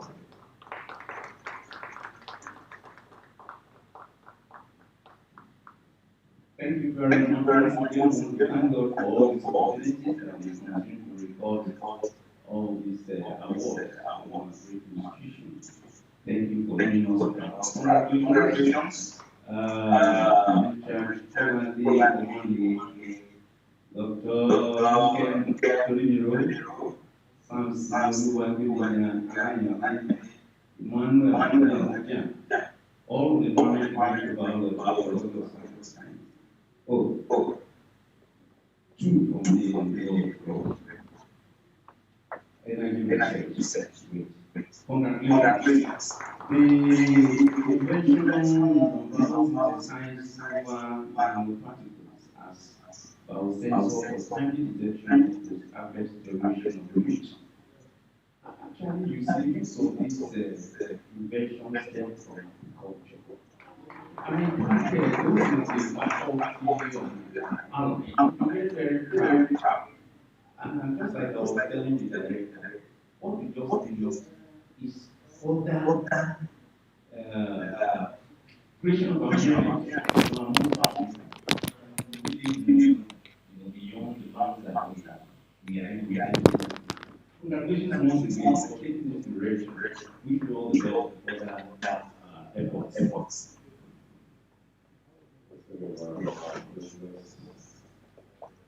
All of us are strong. Now, please remember the relative will be with Now, please, just put your hand. Yes, the gentleman. Yes. Make sure I show up so that people will not think I'm not in.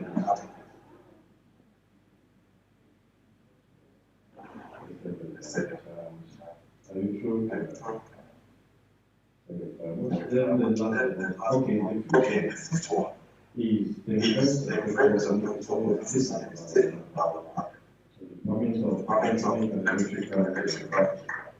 For the title of the membership collaborative /is a cross-resource partnership. Doctor,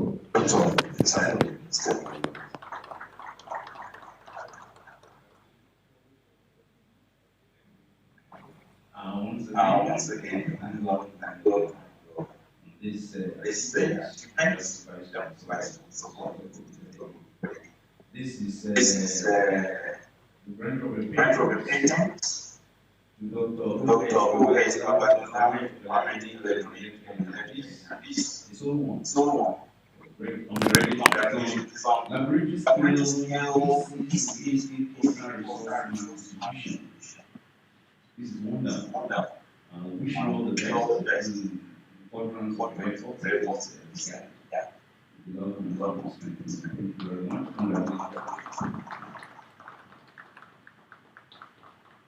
we can reward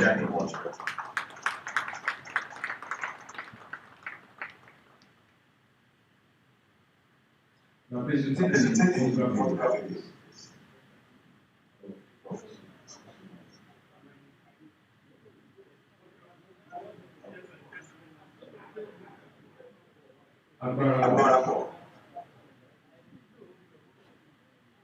Yes, the apostle said we have to go to the New Testament.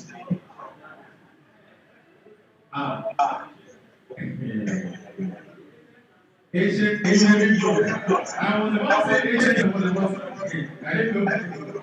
This is truly ancient and modern.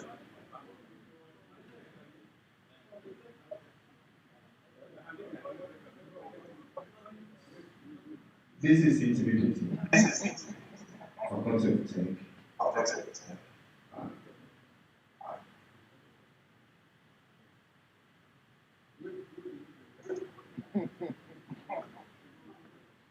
Dr. Officer Babola, you are the only person that commanded former Vice Chancellor 3 days to come and take photography.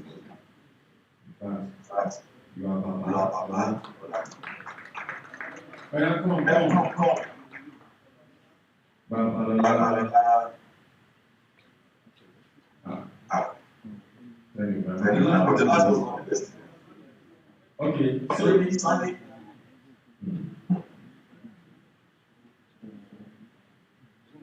using your next time.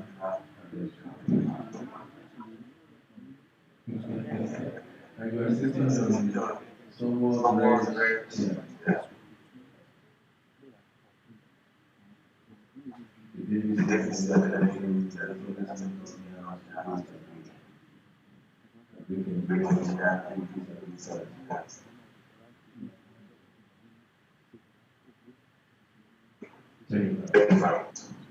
The last is a lady of sorts. The chairperson of the home branch organization. She is the department of prevention, efficacy, or would you processes.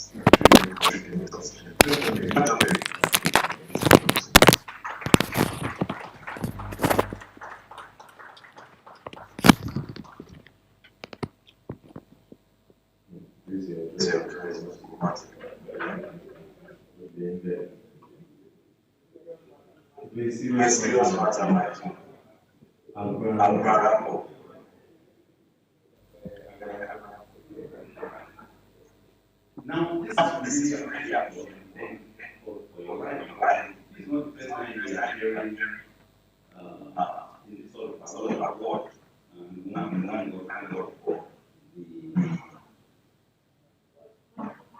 Thank God for the microbiology. Congratulations, Dr. Dr. M.A.C. Johnson, and Professor O.S. Adewale, Department of Microbiology and Department of Anatomy and Cell Biology. The measurements and the efficacy of minerals on wound healing processes and treatment, and this. So these,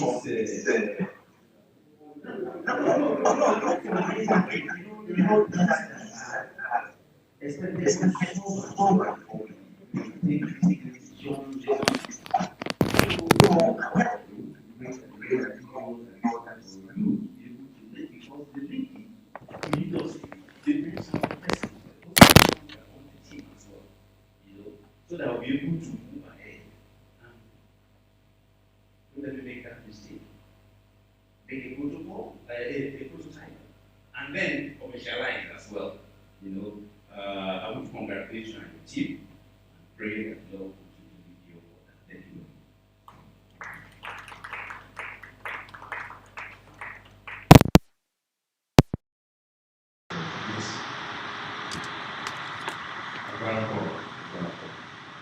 Out of us, Agarako.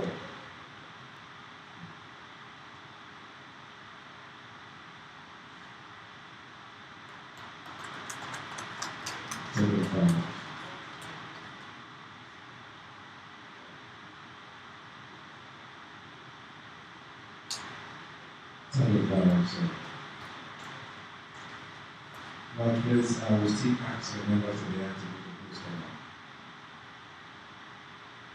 Come back, sir.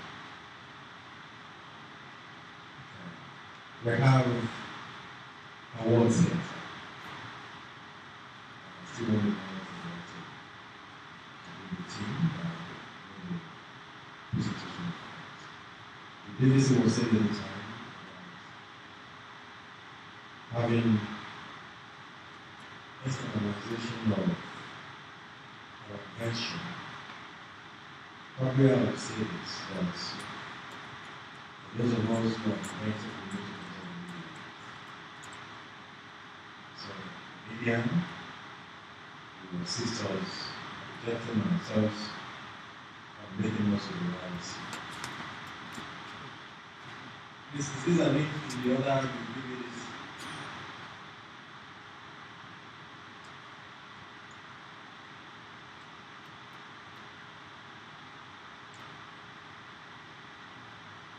The first person I would like to call, is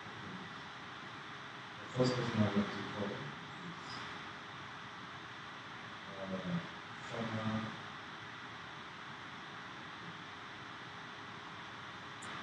he has paid his dues as far as academics is concerned.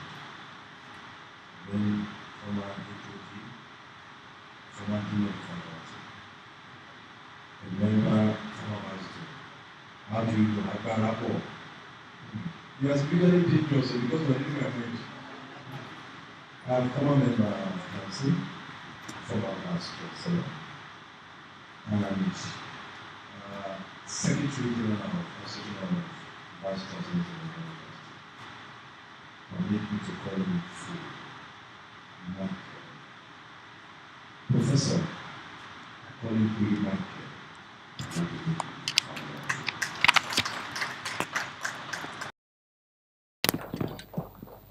This one, Professor Fabio, this one, Michael is not come and do it. Come and take a walk. Thank you. Thank you. Congratulations. Well, we have said a lot of things. All necessary lines within the university. And then putting all the representatives up there. Yeah. And then you begin to what next. That's for God. No, we can do everything that can come. There are materials to come.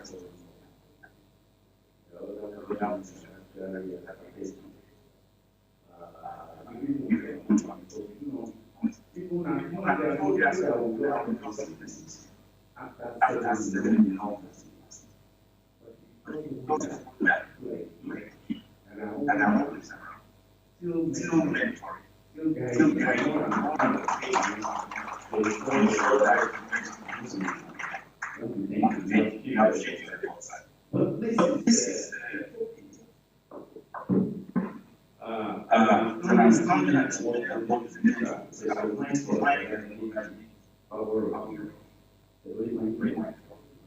For your vision is establishing UITU and the vision to promote intellectual property assessment of Babylon University. This is presented by Intellectual Property and Technology Transfer Office of Babylon University, Lagos State, Nigeria. This is mounted on 26 Congratulations. Professor Untitled is actually the founder of IPTCO.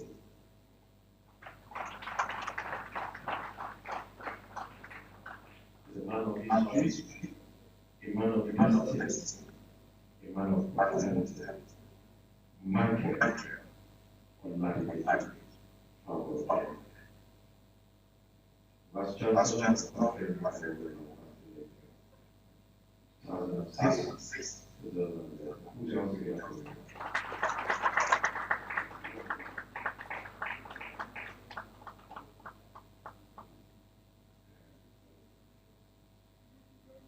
Yes, the next thing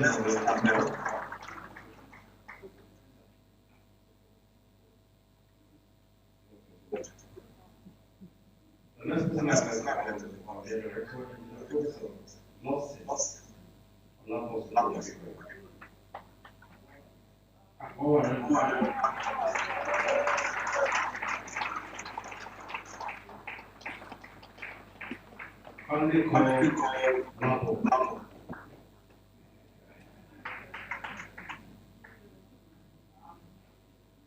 are welcome. Is it probably? Probably looks like someone you are. Lord, it's like it's not coming up again. Well, probably really appreciate it. So it's interesting to have the way of treating professors within the system. We have been very, very, and I think that as one of the things that Vice Chancellor is trying to look into, to see the possibility of creating something that will keep our professors from going out. And then this that very time, when you develop work, they don't leave their intellectual staff, the university sector. So we want to thank you for sitting around to really see this award.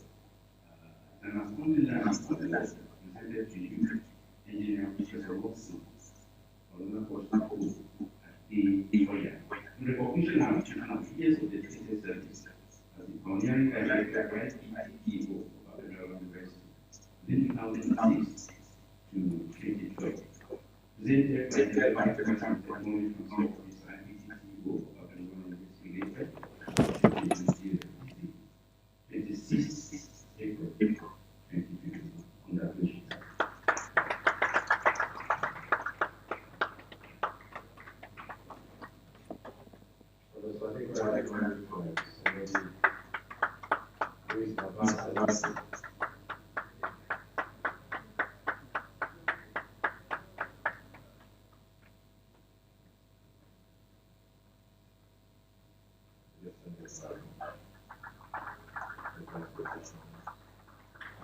Congratulations.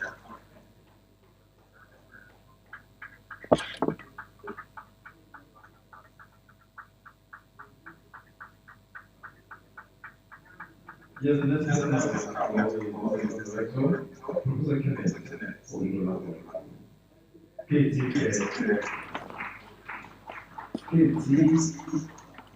Awesome. Sitting.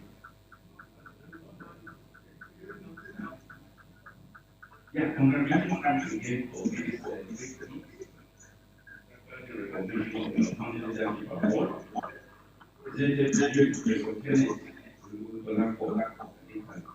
in recognition of years of the service as director of IPTCO of Babylon University.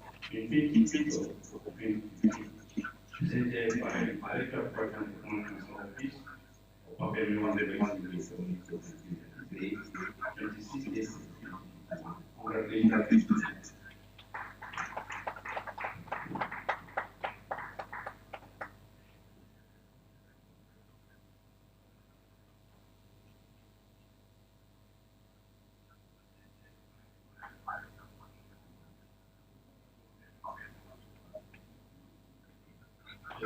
I don't know why the things of administration normally give you higher performance.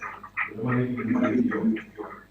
Yes, I'm sorry to say this very Professor Michael was a king, much younger, Akbarako, younger, something younger, and they look beautiful. And the next person I would like to call is also a faculty of technology, my venerable bishop in waiting, Professor Rotimi Adako.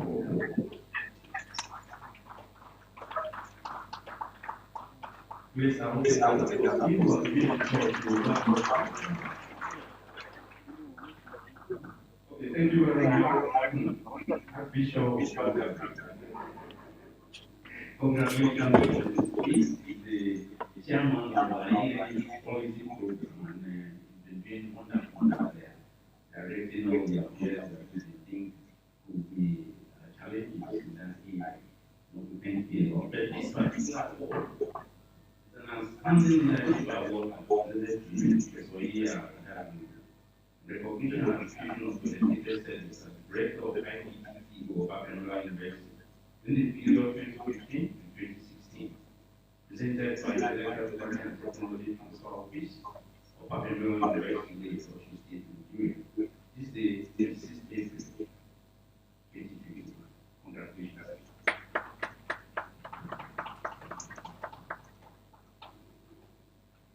Distinguished ladies, I would also like to say that the labor of our heroes past in IPPT is not in vain. And I call on Professor Akane for here. Zero. Okay.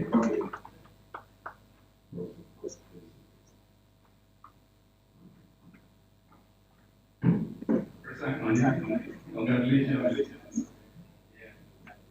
Yeah. We thank God for your efforts in various ways, and it looks like God really rewarded you in different ways as well.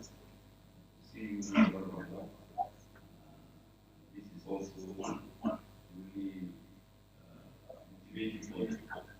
It's an outstanding leadership award that presented to you, Professor Akane,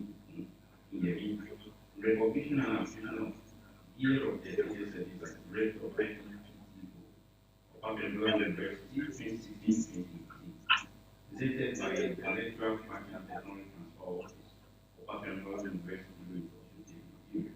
This day is 26th April 2021. Congratulations. Just saying it right. What I have here. Come on, let's make it. Thank you. Okay, okay, now please stay.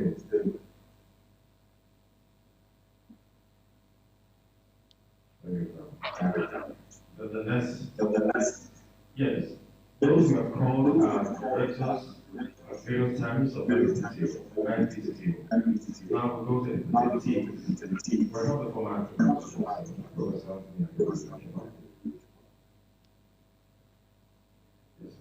Yes, sir.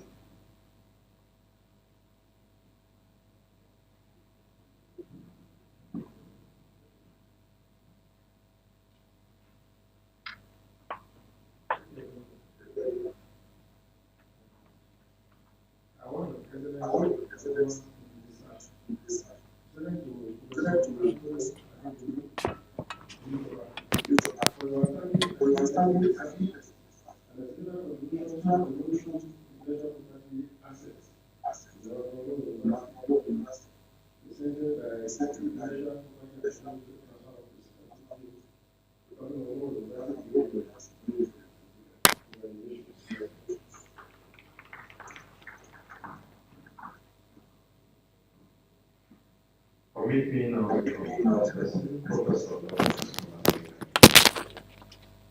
Gerald, okay, thank you. Then I follow that.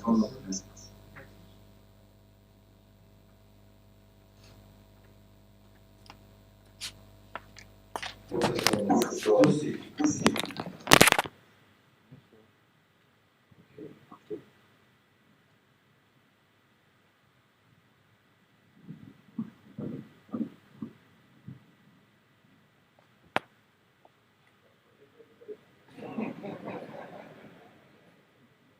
I want to element of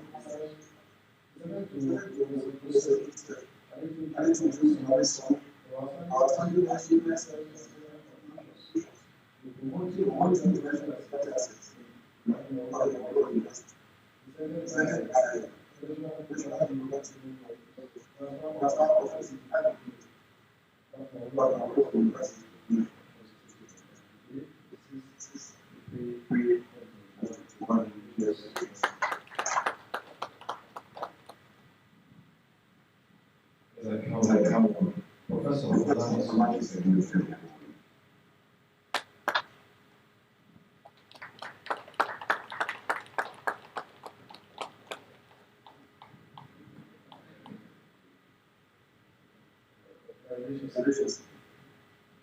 I want to research.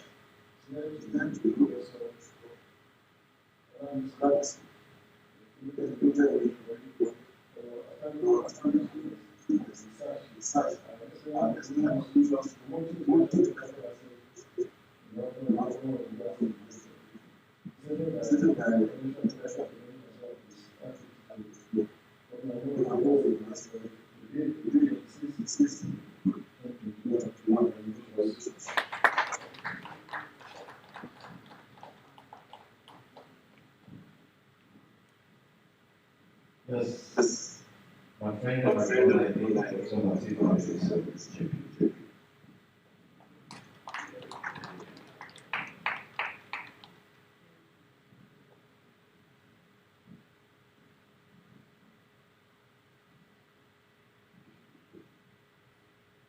So, this is an award of excellent performance in research, presented to you by T. Education JP for outstanding achievements in research and exceptional contributions to promoting intellectual property assets in our university. Presented by the Intellectual Property and Technology Transfer Office of the University of Massachusetts. Congratulations.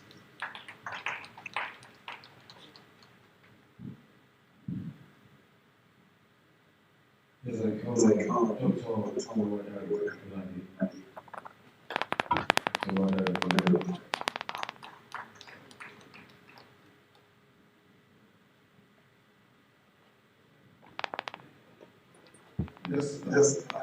award is an award of excellent performance in research presented to Dr. Valerie for your outstanding achievements in research and exceptional contributions to promoting intellectual property assets in our university, presented by the Intellectual Property and Technology Transfer Office.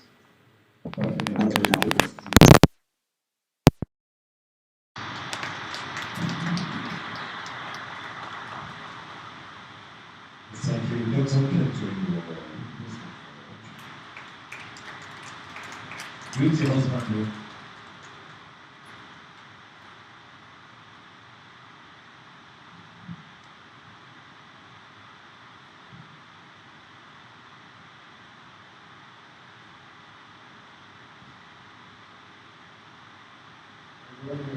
Excellent performance in research. Presented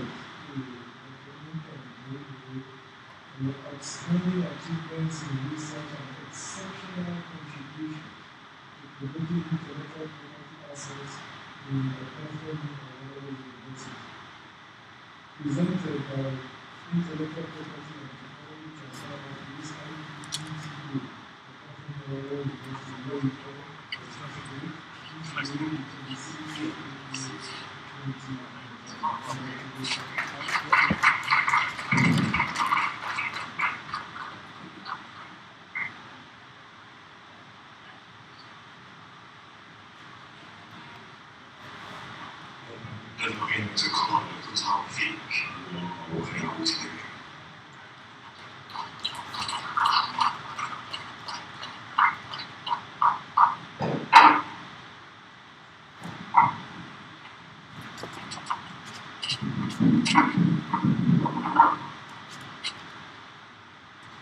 One of excellent performance in research presented Dr. Tofi Oguwale Awotide.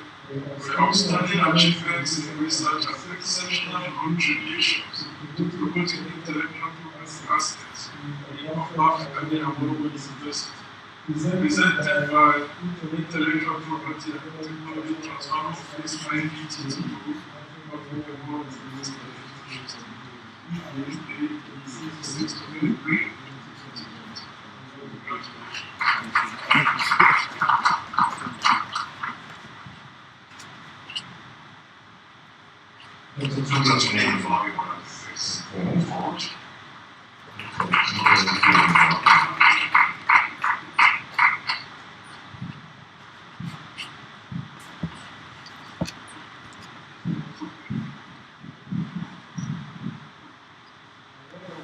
Excellent performance in research presented to outstanding achievements in research and exceptional contributions to intellectual property assets presented by Intellectual Property and Technology Transfer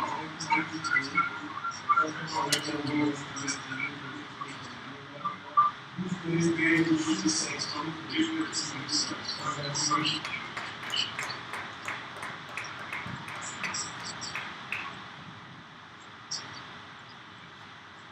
I would like to call the Queen's of the Bishop City of New York, for your time, to bring the presentation of the artist. Prince Professor Francis America, to present the Dr. Stella.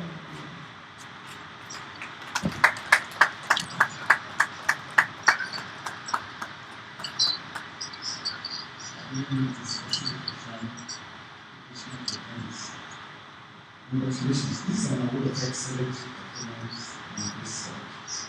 Presented to Dr. Stella Onabiona. For outstanding achievements in research and exceptional contributions to promoting intellectual property assets in the University. Presented this day by the Intellectual Property and Technology Transfer Office, the Patrick University.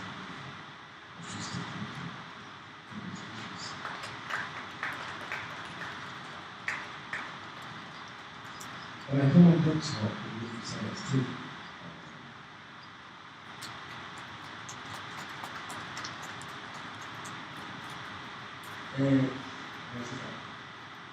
You go.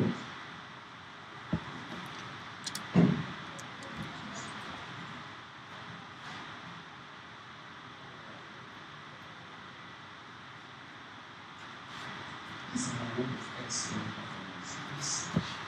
Presented to you, Dr. Professor Stephen Okoye.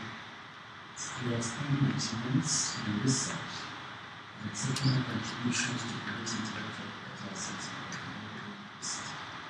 Presented by the Intellectual Property and Technology Transfer Office, the Department of University.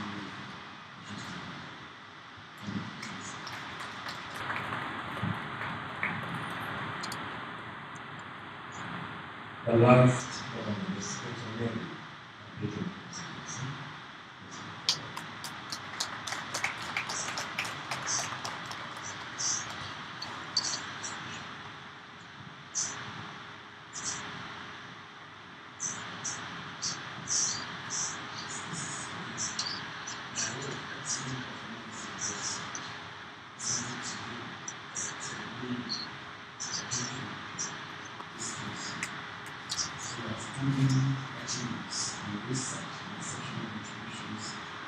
Promoting intellectual property and safety in African University. The Center of High Intellectual Property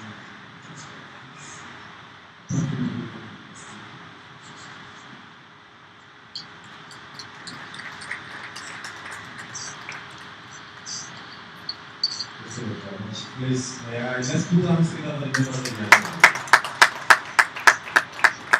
Okay, now please, no, what you do because they are many. Now, there is no how you can take now, when we think of this class, so I'm also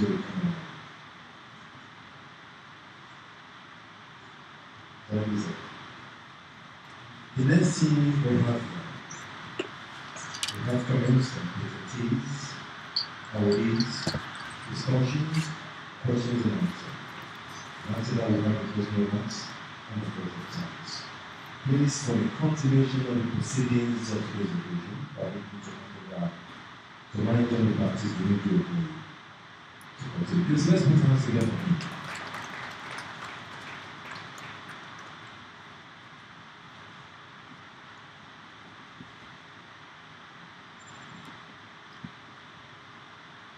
Thank you very much. For the speech,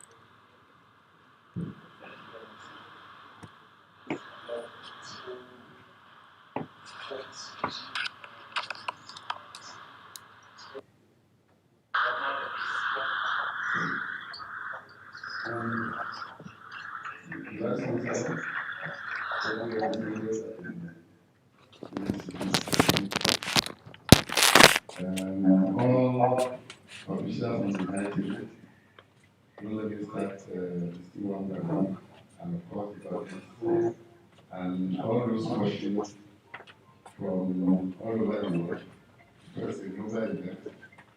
I want to appreciate those particularly watching from Abuja, the director of the DG of the local, and his director who represented him and made the presentation. I was saying to confirm their activities so that we can play discussion. Yeah, I'll just make about 3 points. The first is to really appreciate that IFPCO is able to live up to expectations and doing this recognition today for those who have been at the head of affairs in the past. I was so happy to see all the former directors being honored. I almost forgot the history. To know who was the pioneer director, I was so pleased to see Rosario has been recognized for pioneering effort. I think it needs to be emphasized that IPTO is a great child of Rotan. It was Rotan that established each of the universities. I think at the last count, I think it was 36 of them, the universities and polytechnics. And when I was still at the Commission of Vice Chancellors, 2017, there was a report that showed only 4 of them were actually performing well. And that was not very good news. So I think this sort of efforts will allow Rotan to know things that they must do. I was quite very impressed by the story of agents in this university in the last 15 years. That shows that people are recognizing the things patents are part of the 5 P's pillars of research. Publication is the only one that we use to know. There are patents, there are products, and then you have policy. So when we talk about innovations, it's not only those in the sciences or other sciences. It's everybody can make contribution. Those in the humanities and social sciences. When Professor Angolas mentioned works of art, creative innovations. So I hope that they will put this forward so that they can also, even if it's not patented with the copyright, that I think we should understand all these things and ensure that all faculties have the potentials to be creative, to get the university of advanced knowledge. Universities today need innovation to become relevant, to remain relevant, and to be useful to society. And that is why it's so important. The new method of funding universities, which is based on transformation to SDGs, is mainly the method of research and innovation. So we have to gather our acts together. The most recent one, the only two universities in Nigeria were University of Covenant University and Lagos State University. So we need to realize these things and work more on what we can contribute to the development of the nation. So it's very important. And one thing I want to also emphasize, the second major point, is that the university must, as a matter of policy, actualize the science and technology part that the university has that needs to come on stream. I think the points for it was emphasizing because of Shinebola's presentation, as well as that of Luther. Any university today that wants to be very impactful, that wants to affect society, must have this bridging institution and transform research to innovation and products that will make the market. And that's the essence of this theme for this year's Intellectual Property Day celebration. So I want to be one of the outcomes of today's event that the university commits to establish that, and it is possible. I mean, look at what Sinola displayed about the dominance of OAU products in the intellectual property market in Nigeria. And that is very true. We have studies that have shown that Obafemi University, Covenant University, Nigerian Agricultural University, and FUTA, those four universities contribute more, and OAU takes 60% of contributions to knowledge in the development field in Nigeria. What they have just shown is in fintech. There are other areas that OAU products have moved on to dominate innovation in society, and university must capitalize on this because they will come back and be the first tenants in the OAU knowledge, science, and tech park. And I'm sure by the time Professor Shinebola updates his paper, we realize that this center has produced 6 spin-offs in 2019 alone, and more are still to come. So there's a lot going for OAU, and I believe that we are sitting on wealth in this university. So all we have to do is use IPTO, the Central Research Office, and mobilize our researchers. They are very, very good researchers in this university. We have to bring in good innovators and good entrepreneurs, just like something that is being celebrated for its entrepreneurship today and its industry. Then the last NRF awards, more researchers succeeded in OAU than any other university. That's the third point award. And when I was discussing with the executive, the ES of Tech Fund, he was the one that mentioned it to me and said he was really very happy that the performance of OAU was very, quite very impressive in the last NRS award. It is when we succeed that we get more money into that area. It's a battle for Tech Fund to buy a lot of money to research. They are facing a lot of battles. People want to use this money for other things. You know Nigeria. So if you want us to have more money in research, the researchers must be up to the task. And so OAU is one of the institutions that they support in this endeavor. So let us believe more in ourselves and let us do more of those things. The last point is to, I'm not holding my award, but I want to say that, sorry, and can you bring me my award? Because I need to make this statement, the award in my hand. Take it from the box and bring it from. This Sunday that we are seeing here, it didn't used to be like this. But now, nothing is going to disturb him from this research. Because they are seeing the benefit. The products, patents, and a lot of things in his pocket as well. So, I mean, it's an awardee of the Royal Academy of Engineering. And during the last COVID, he was one of those that was empowered to produce masks and other things. I mean, he has a 3D printer laboratory set up. So research pays, and this is what people must know. Research pays and people must know it. So for me, I very much covet this award that's given to me by Artist. Because when somebody has done something that is nice, to be recognized. This award for me is becoming somewhat emotional. Because for my service in this university, there was no send-off.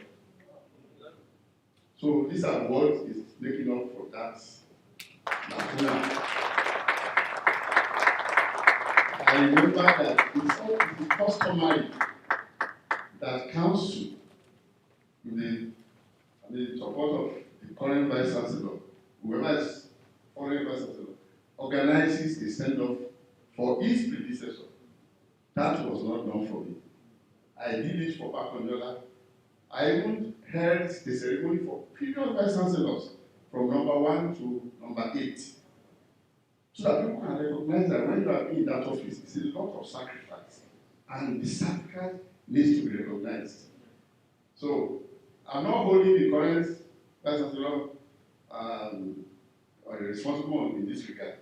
At least there have been gaps in between. It's usually the following vice chancellor that must honor whoever was his predecessor. This tradition must be upheld in the university. It must be upheld because it's not trivial to serve, to lead any university, not to talk of OAU in particular. So I value this award and I want to say thank you.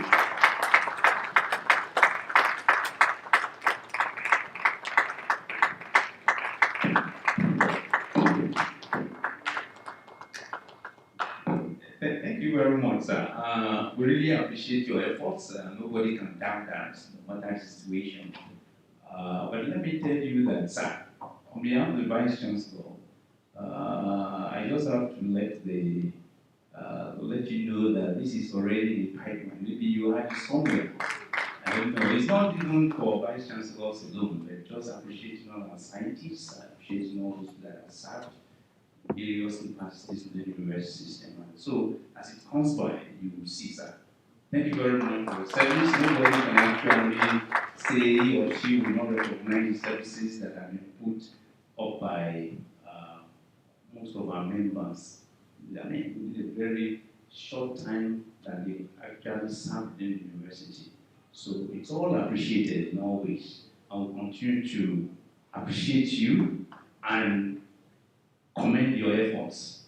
Thank you very much. I wish you. Thank you very much, sir.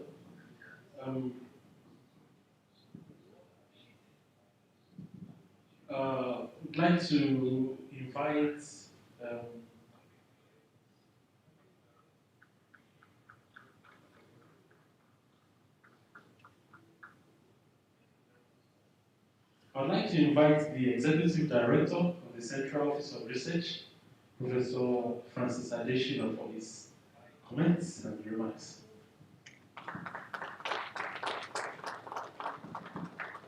The Vice Chancellor, sir, ably represented by the Deputy Vice Chancellor, a brother and a friend, and somebody who's always motivating us to work in spite of the limited resources we have access to.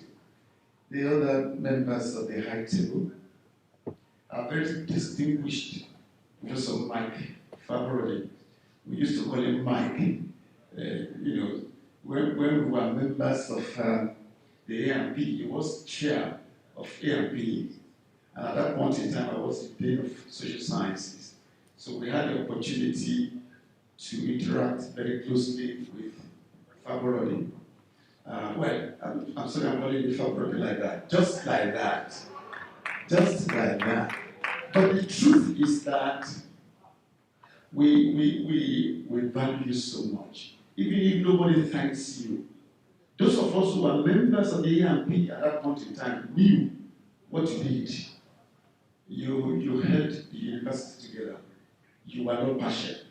I'm not from the Faculty of Technology, but I enjoyed as much benefit as Professor who was then the Dean of the Faculty of Technology. So even if nobody sends you off, you've done it well. I remember that when you were going, I've never seen another Vice Chancellor who did that.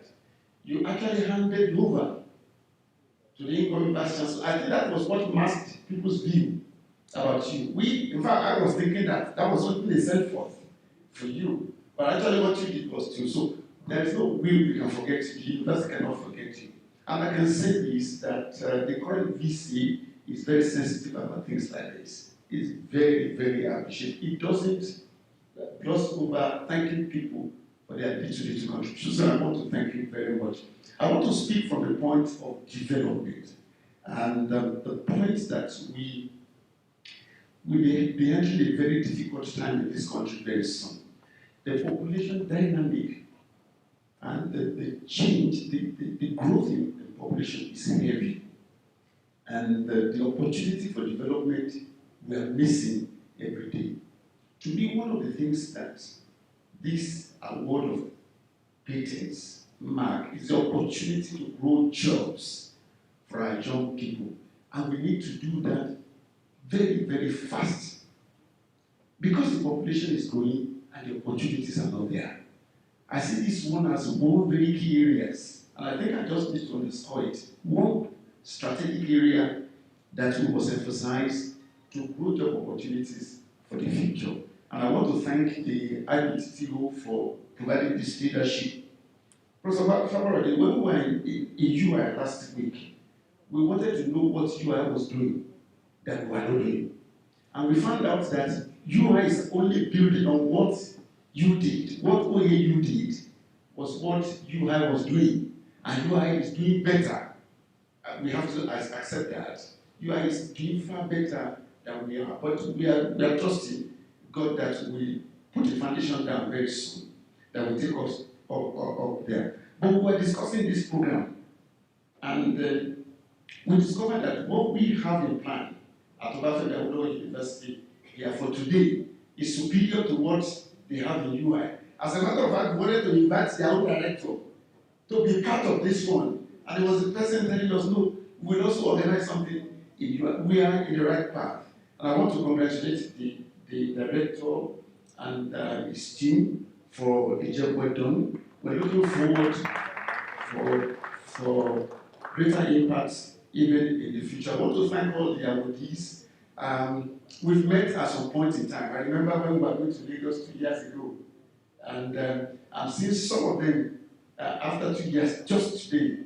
But I'm happy to know that you are still in the business, and I know that the opportunities are there for us to increase. I want to thank everyone for being here, and we look forward to greater efforts in this area of research and linkages with the industry. Thank you, and God bless you.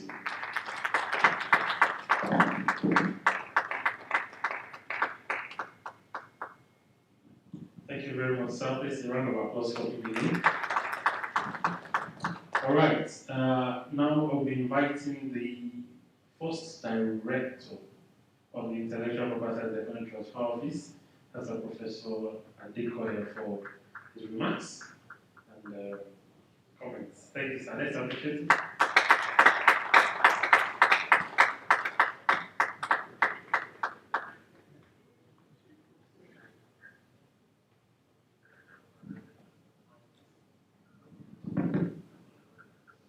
Mr. Vice Chancellor, sir, directors on the table, ladies and gentlemen. I'm very pleased to be here, and I'm very happy that the Intellectual Property and Technology Transfer Office is not only still existing, it's making progress. At the time we started the office, in fact, we didn't know what was in it. They just sent letter to the university and the visit should send somebody to come to Abuja for meeting. And the vice chancellor said I should go. I didn't know what was the work. Then they started doing workshop, training. I think we are going back every 2 months or something like that.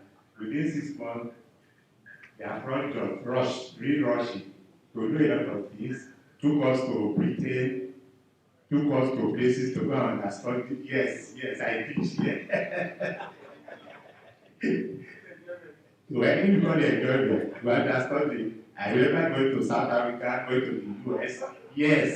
Yes. We are not about the bad road. They are trying to make sure to assimilate, to see what this is all about. So, and then it's also on record, I think Professor, that geology professor,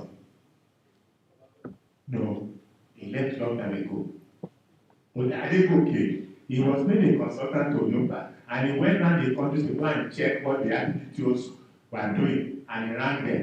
Even though they didn't show the result officially, where I don't want to boast about what OAU did or did not do. But I remember that when there was opportunity for one of the activity directors to travel out to Sweden to represent Nigeria, decided to pick OAU director. That talks volume about what we were able to do within a short time period. It was not entirely easy. I remember this is the BC. I had no staff, they didn't give me a secretary, no card, yes.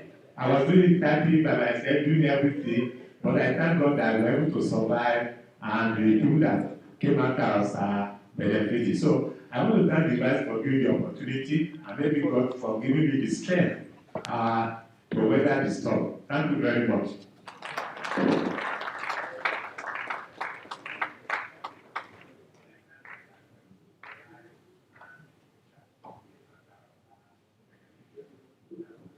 Thank you very much, sir. I would also like to invite the third director of the Intellectual Property and Development Office. He's no other person than Professor Adekoya for his speech and comments. Thank you, sir. Remarks, sir.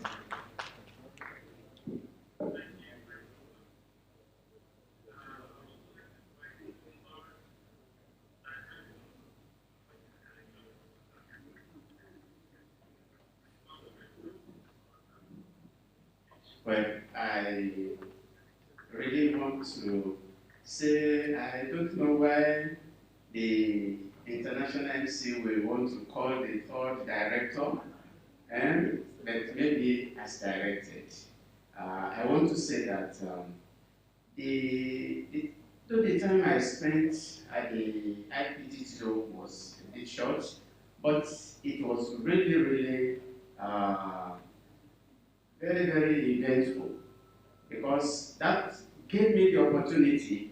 In fact, that was the time that I was able to also integrate the Department of Computer Science and Engineering into IPTTO and the Faculty of Technology and there was more activity going on there. And I want to say that, just as it has been said, in all the presentations, that the entire world, and in particular in Nigeria, we are going into difficult situation or a difficult period, and only having an enterprising academic through entrepreneurship that can bail us out. Whether we like it or not, like Professor Willie Shiambola said, the days of you either be a lecturer and you have nothing to do with business, or you go to business and you leave academics, I think that day is over. Those days are over, and we must do everything together to be able to move the entire system forward. I want to really thank the university management and the director of IPTTO for this opportunity.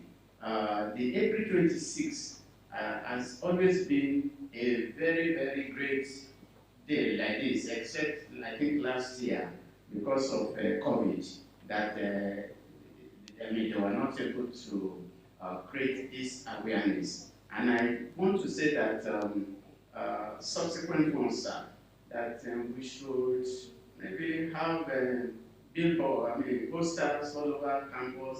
I know it's on it's on the website. Maybe we should have posters, at least to let more people. If we are talking about intellectual property, and this hall should not accommodate all of us, although I know many people have joined us on Zoom today. So thank you very much. God bless you.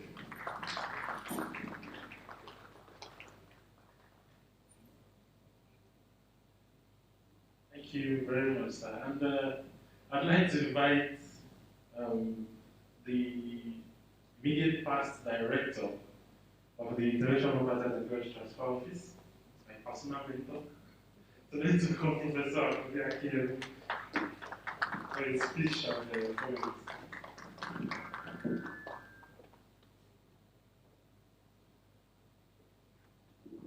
Thank you, sirs. All protocols duly observed. It's a privilege for me to serve in that office. I just want to put on record to appreciate the current director.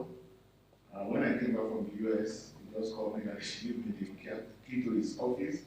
So I'm using the office as my hideout since I came back. But beyond that also, the ants that works secretly moving things in the office. I got there, not really know what to do. So it's just good to put on record the contribution of India Adewale, who has been, I was discussing with somebody yesterday and said, do we have many people like him in the university? I don't think we have many people like him. His service is beyond the normal course of duty. So it's just good to put on record that we appreciate you for all the wonderful work you're doing there. And Prof. Was probably somebody I'm not very close to him personally, but he's somebody I admire so much. When I got to the office, the first proposal we wrote for the hosting of the Association of African University Industry Linking Workshop, when we got it and we needed direction, I spoke with some people and said, it's good to go and see Prof to have discussion with him. So we called him and he said, oh, it's always open. So we want to appreciate you, sir. And he provided the right guidance. And I pray that you will be more celebrated, sir, in Jesus' name. So I want to appreciate again everybody. And I think, I don't know if Daddy want me to say it, that IPTTO should be a place that the university supports. I was discussing with him, and for a year, there's no one called sent to that office. It's difficult to work, but despite that, I'm happy, sir, for what you're doing. And I pray God will to bless you in Jesus' name. So just to again appreciate everybody. Thank you. God bless.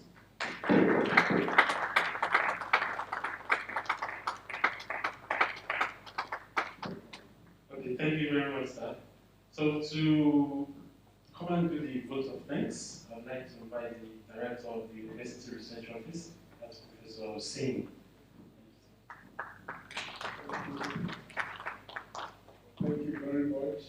we start on a note of appreciation to God Almighty for all the accomplishments and for all the celebrations today. We give due credit to the Vice Chancellor, Professor Itope Ogunbalede, for full facilitation of today's events and for giving his total backing to the organization of the events. The Deputy Vice Chancellor Academic, the librarian, they are well appreciated for sitting all through and for guiding today's proceedings. The office of the IPTTO, we are all aware that a program of this type takes a lot of thoughtfulness to put together. Having invited all the awardees, all the patentees, all the inventors, shows that OAU has a coherent structure. And all we are present today, so Director IPTTO, we want to appreciate you for that. The Executive Director, Central Office of Research, thank you very much, sir. We want to specially give due credit to the two presenters. We have Professor Sinyombola, who did a very comprehensive dissection of the topic, and then we have the follow-up presentation by Smart Tuedo, who represented the Director General of NOTA. So I want to say thank you very much. Our elders here, Professor Faborode and Professor Adekoya, our teachers, our professors, our elders, we are so honored to have you in this forum, not just for this, and we are aware for Professor Faborode of all the underlying efforts to drive R&D. I'm aware that if there's any major proposal from OAU, from the technological dimension and the general guidance and your networks, so I want to thank you very much. We also draw your attention to the Delphi grants about 11 years ago to OAU, for which you inspired all of us. Again, to all the awardees, to all the inventors, we say congratulations to you and your families. And we say this will not be the last, and we're going to have more of these awards. And then we thank God for these accomplishments. So to members of the press and all others, we say thank you and God bless you. Thank you.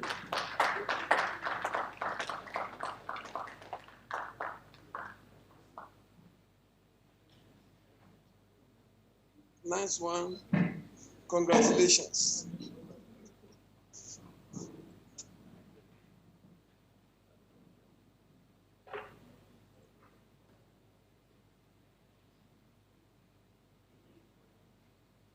All right, thank you very much, sir. I've just been told that the Vice Chancellor, represented by the BBC Academics, granted the chance that Dr. Sonny and Dr. Torino, you'll be coming to just give remarks on behalf of all the awardees for the day. So let's start with Dr. Torino.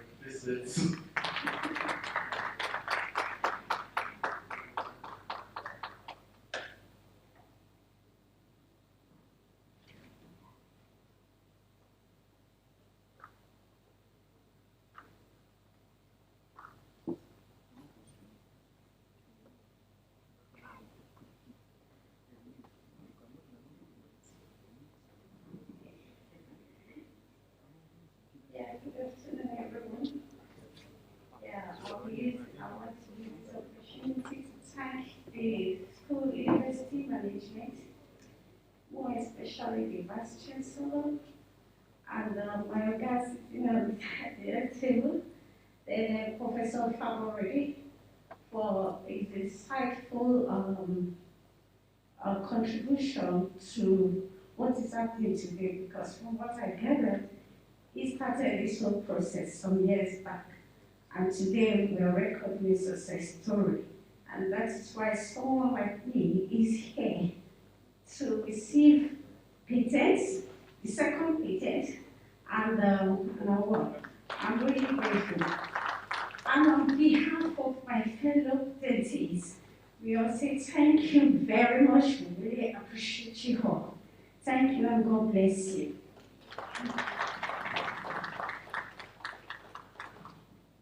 Thank you, man, Dr. Sonny. Let's appreciate him.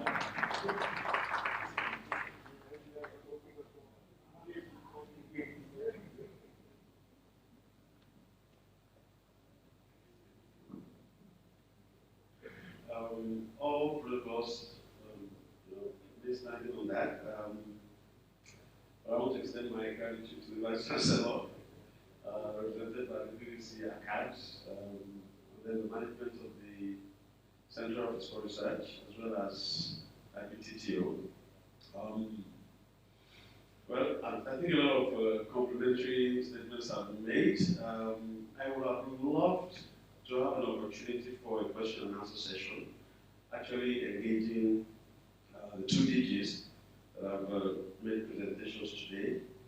The title of this year's WIPO celebration is quite unique, idea to the market.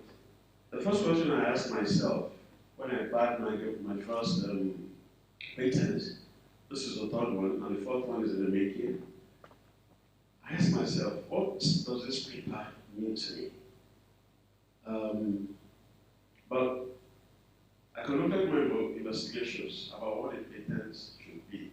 What I want to tell my colleague about this today is that that paper, that certificate grants you 20 years of ownership, unless, just like the notability said, you can decide to want to transfer ownership. But I want to let you know from my personal experience now, that that paper is worth millions of naira, if not millions of dollars. But the question is, how do you translate that paper that has been given us today into money, into a financial resource that can enrich your life, that can pay you back for all the years of hard work that led to this output today? And I think I want to challenge the IPPTO office to try and create an interactive forum where we can share learnings from each other. I've been able to transcend the idea of moving from the research laboratory into the business world. I have a company today called Sandel Engineering Services, where I promote quite a number of my products. And of course, the biggest one right now, I'm talking with investors. And I'm sure you get to hear from Professor Shiromola, who said, the intellectual property I have around the drive, the 3D 3P drive today is worth about 260 million. And you won't believe that we're talking today with investors who are ready to put money down to translate that into an industry. And I think that is the way to go. Secondly,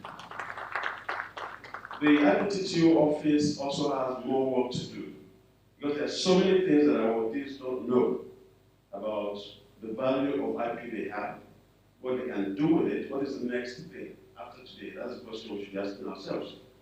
It's to also help us. I mean, right now I'm negotiating. My dryer is worth 160 million. That's what I'm negotiating right now. And I'm contributing that as part of the equity that they're going to bring in, okay? Apart from the financial standing of my business. So how do you value your IP? This certificate that we have today, is it worth just 10 million or 20 million? If you have an investor who comes to the university and says, we're interested in that Tiger Nuts milk product, and we have a company in Lagos that needs it, let's buy it from you. How are you going to negotiate? I'm not sure too many of us know the tricks. And then, of course, we stand the chance of being taken advantage of by these investors. But today, I have to be talking to more experienced people to help me decide, should I give in to 160 million out of my dryer, or should it be worth more? But I have to have justifications to be able to do this. That's number two. Number three, we have a very unique African Center of Excellence here. Professor Fabro did mention about the intervention I have from the Royal Academy of Engineering UK. Of course, I was also one of the 16 innovators selected by that organization in 2019. And since then, there's been a series of investors, people, give me a lot of visibility. But do I have a chance in this African Center of Excellence to set up a startup? I don't think the answer is yes. Because from the last time I checked, I had a very lengthy discussion with the Vice Chancellor. And of course, the center head is there. I understand that university policy is that it can only be a spin-off. You can only have a spin-off in the African Center of Excellence as a student and not as a staff. And the question I ask myself is why? So, because once you have a patent, an IP, the next thing is that you want to translate this into money, idea to the market. So I also want to plead with the management of the university to give staff members who have patents already, that patent should serve as a license for them to also be given a chance to set up something where they can practice and be even more protected by the institution. And then later on, we can even think about sharing the dividends that come. I mean, a student who has a spin-off company in this university, in this center, does not have a patent. He hasn't experienced the process of getting there unless the university helps him to do so. But for those of us who have, I'm more interested in translating that into money. I think the African Center of Excellence is also a perfect platform, for us to gain this visibility. Thank you very much.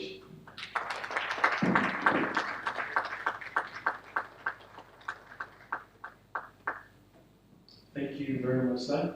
That's a challenge to the office. So we're rounding off now. To round off, I want to take the university anthem and the national anthem this time.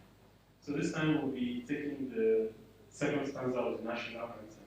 But we'll start with the university anthem first. So let's stand to our feet.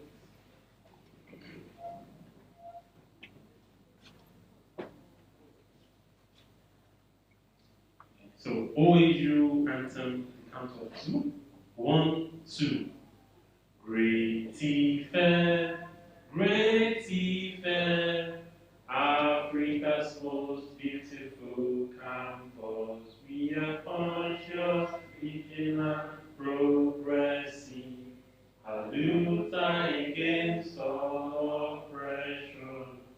Forward ever, backward never, learning and culture, sports and struggle. Great Ife, I love you.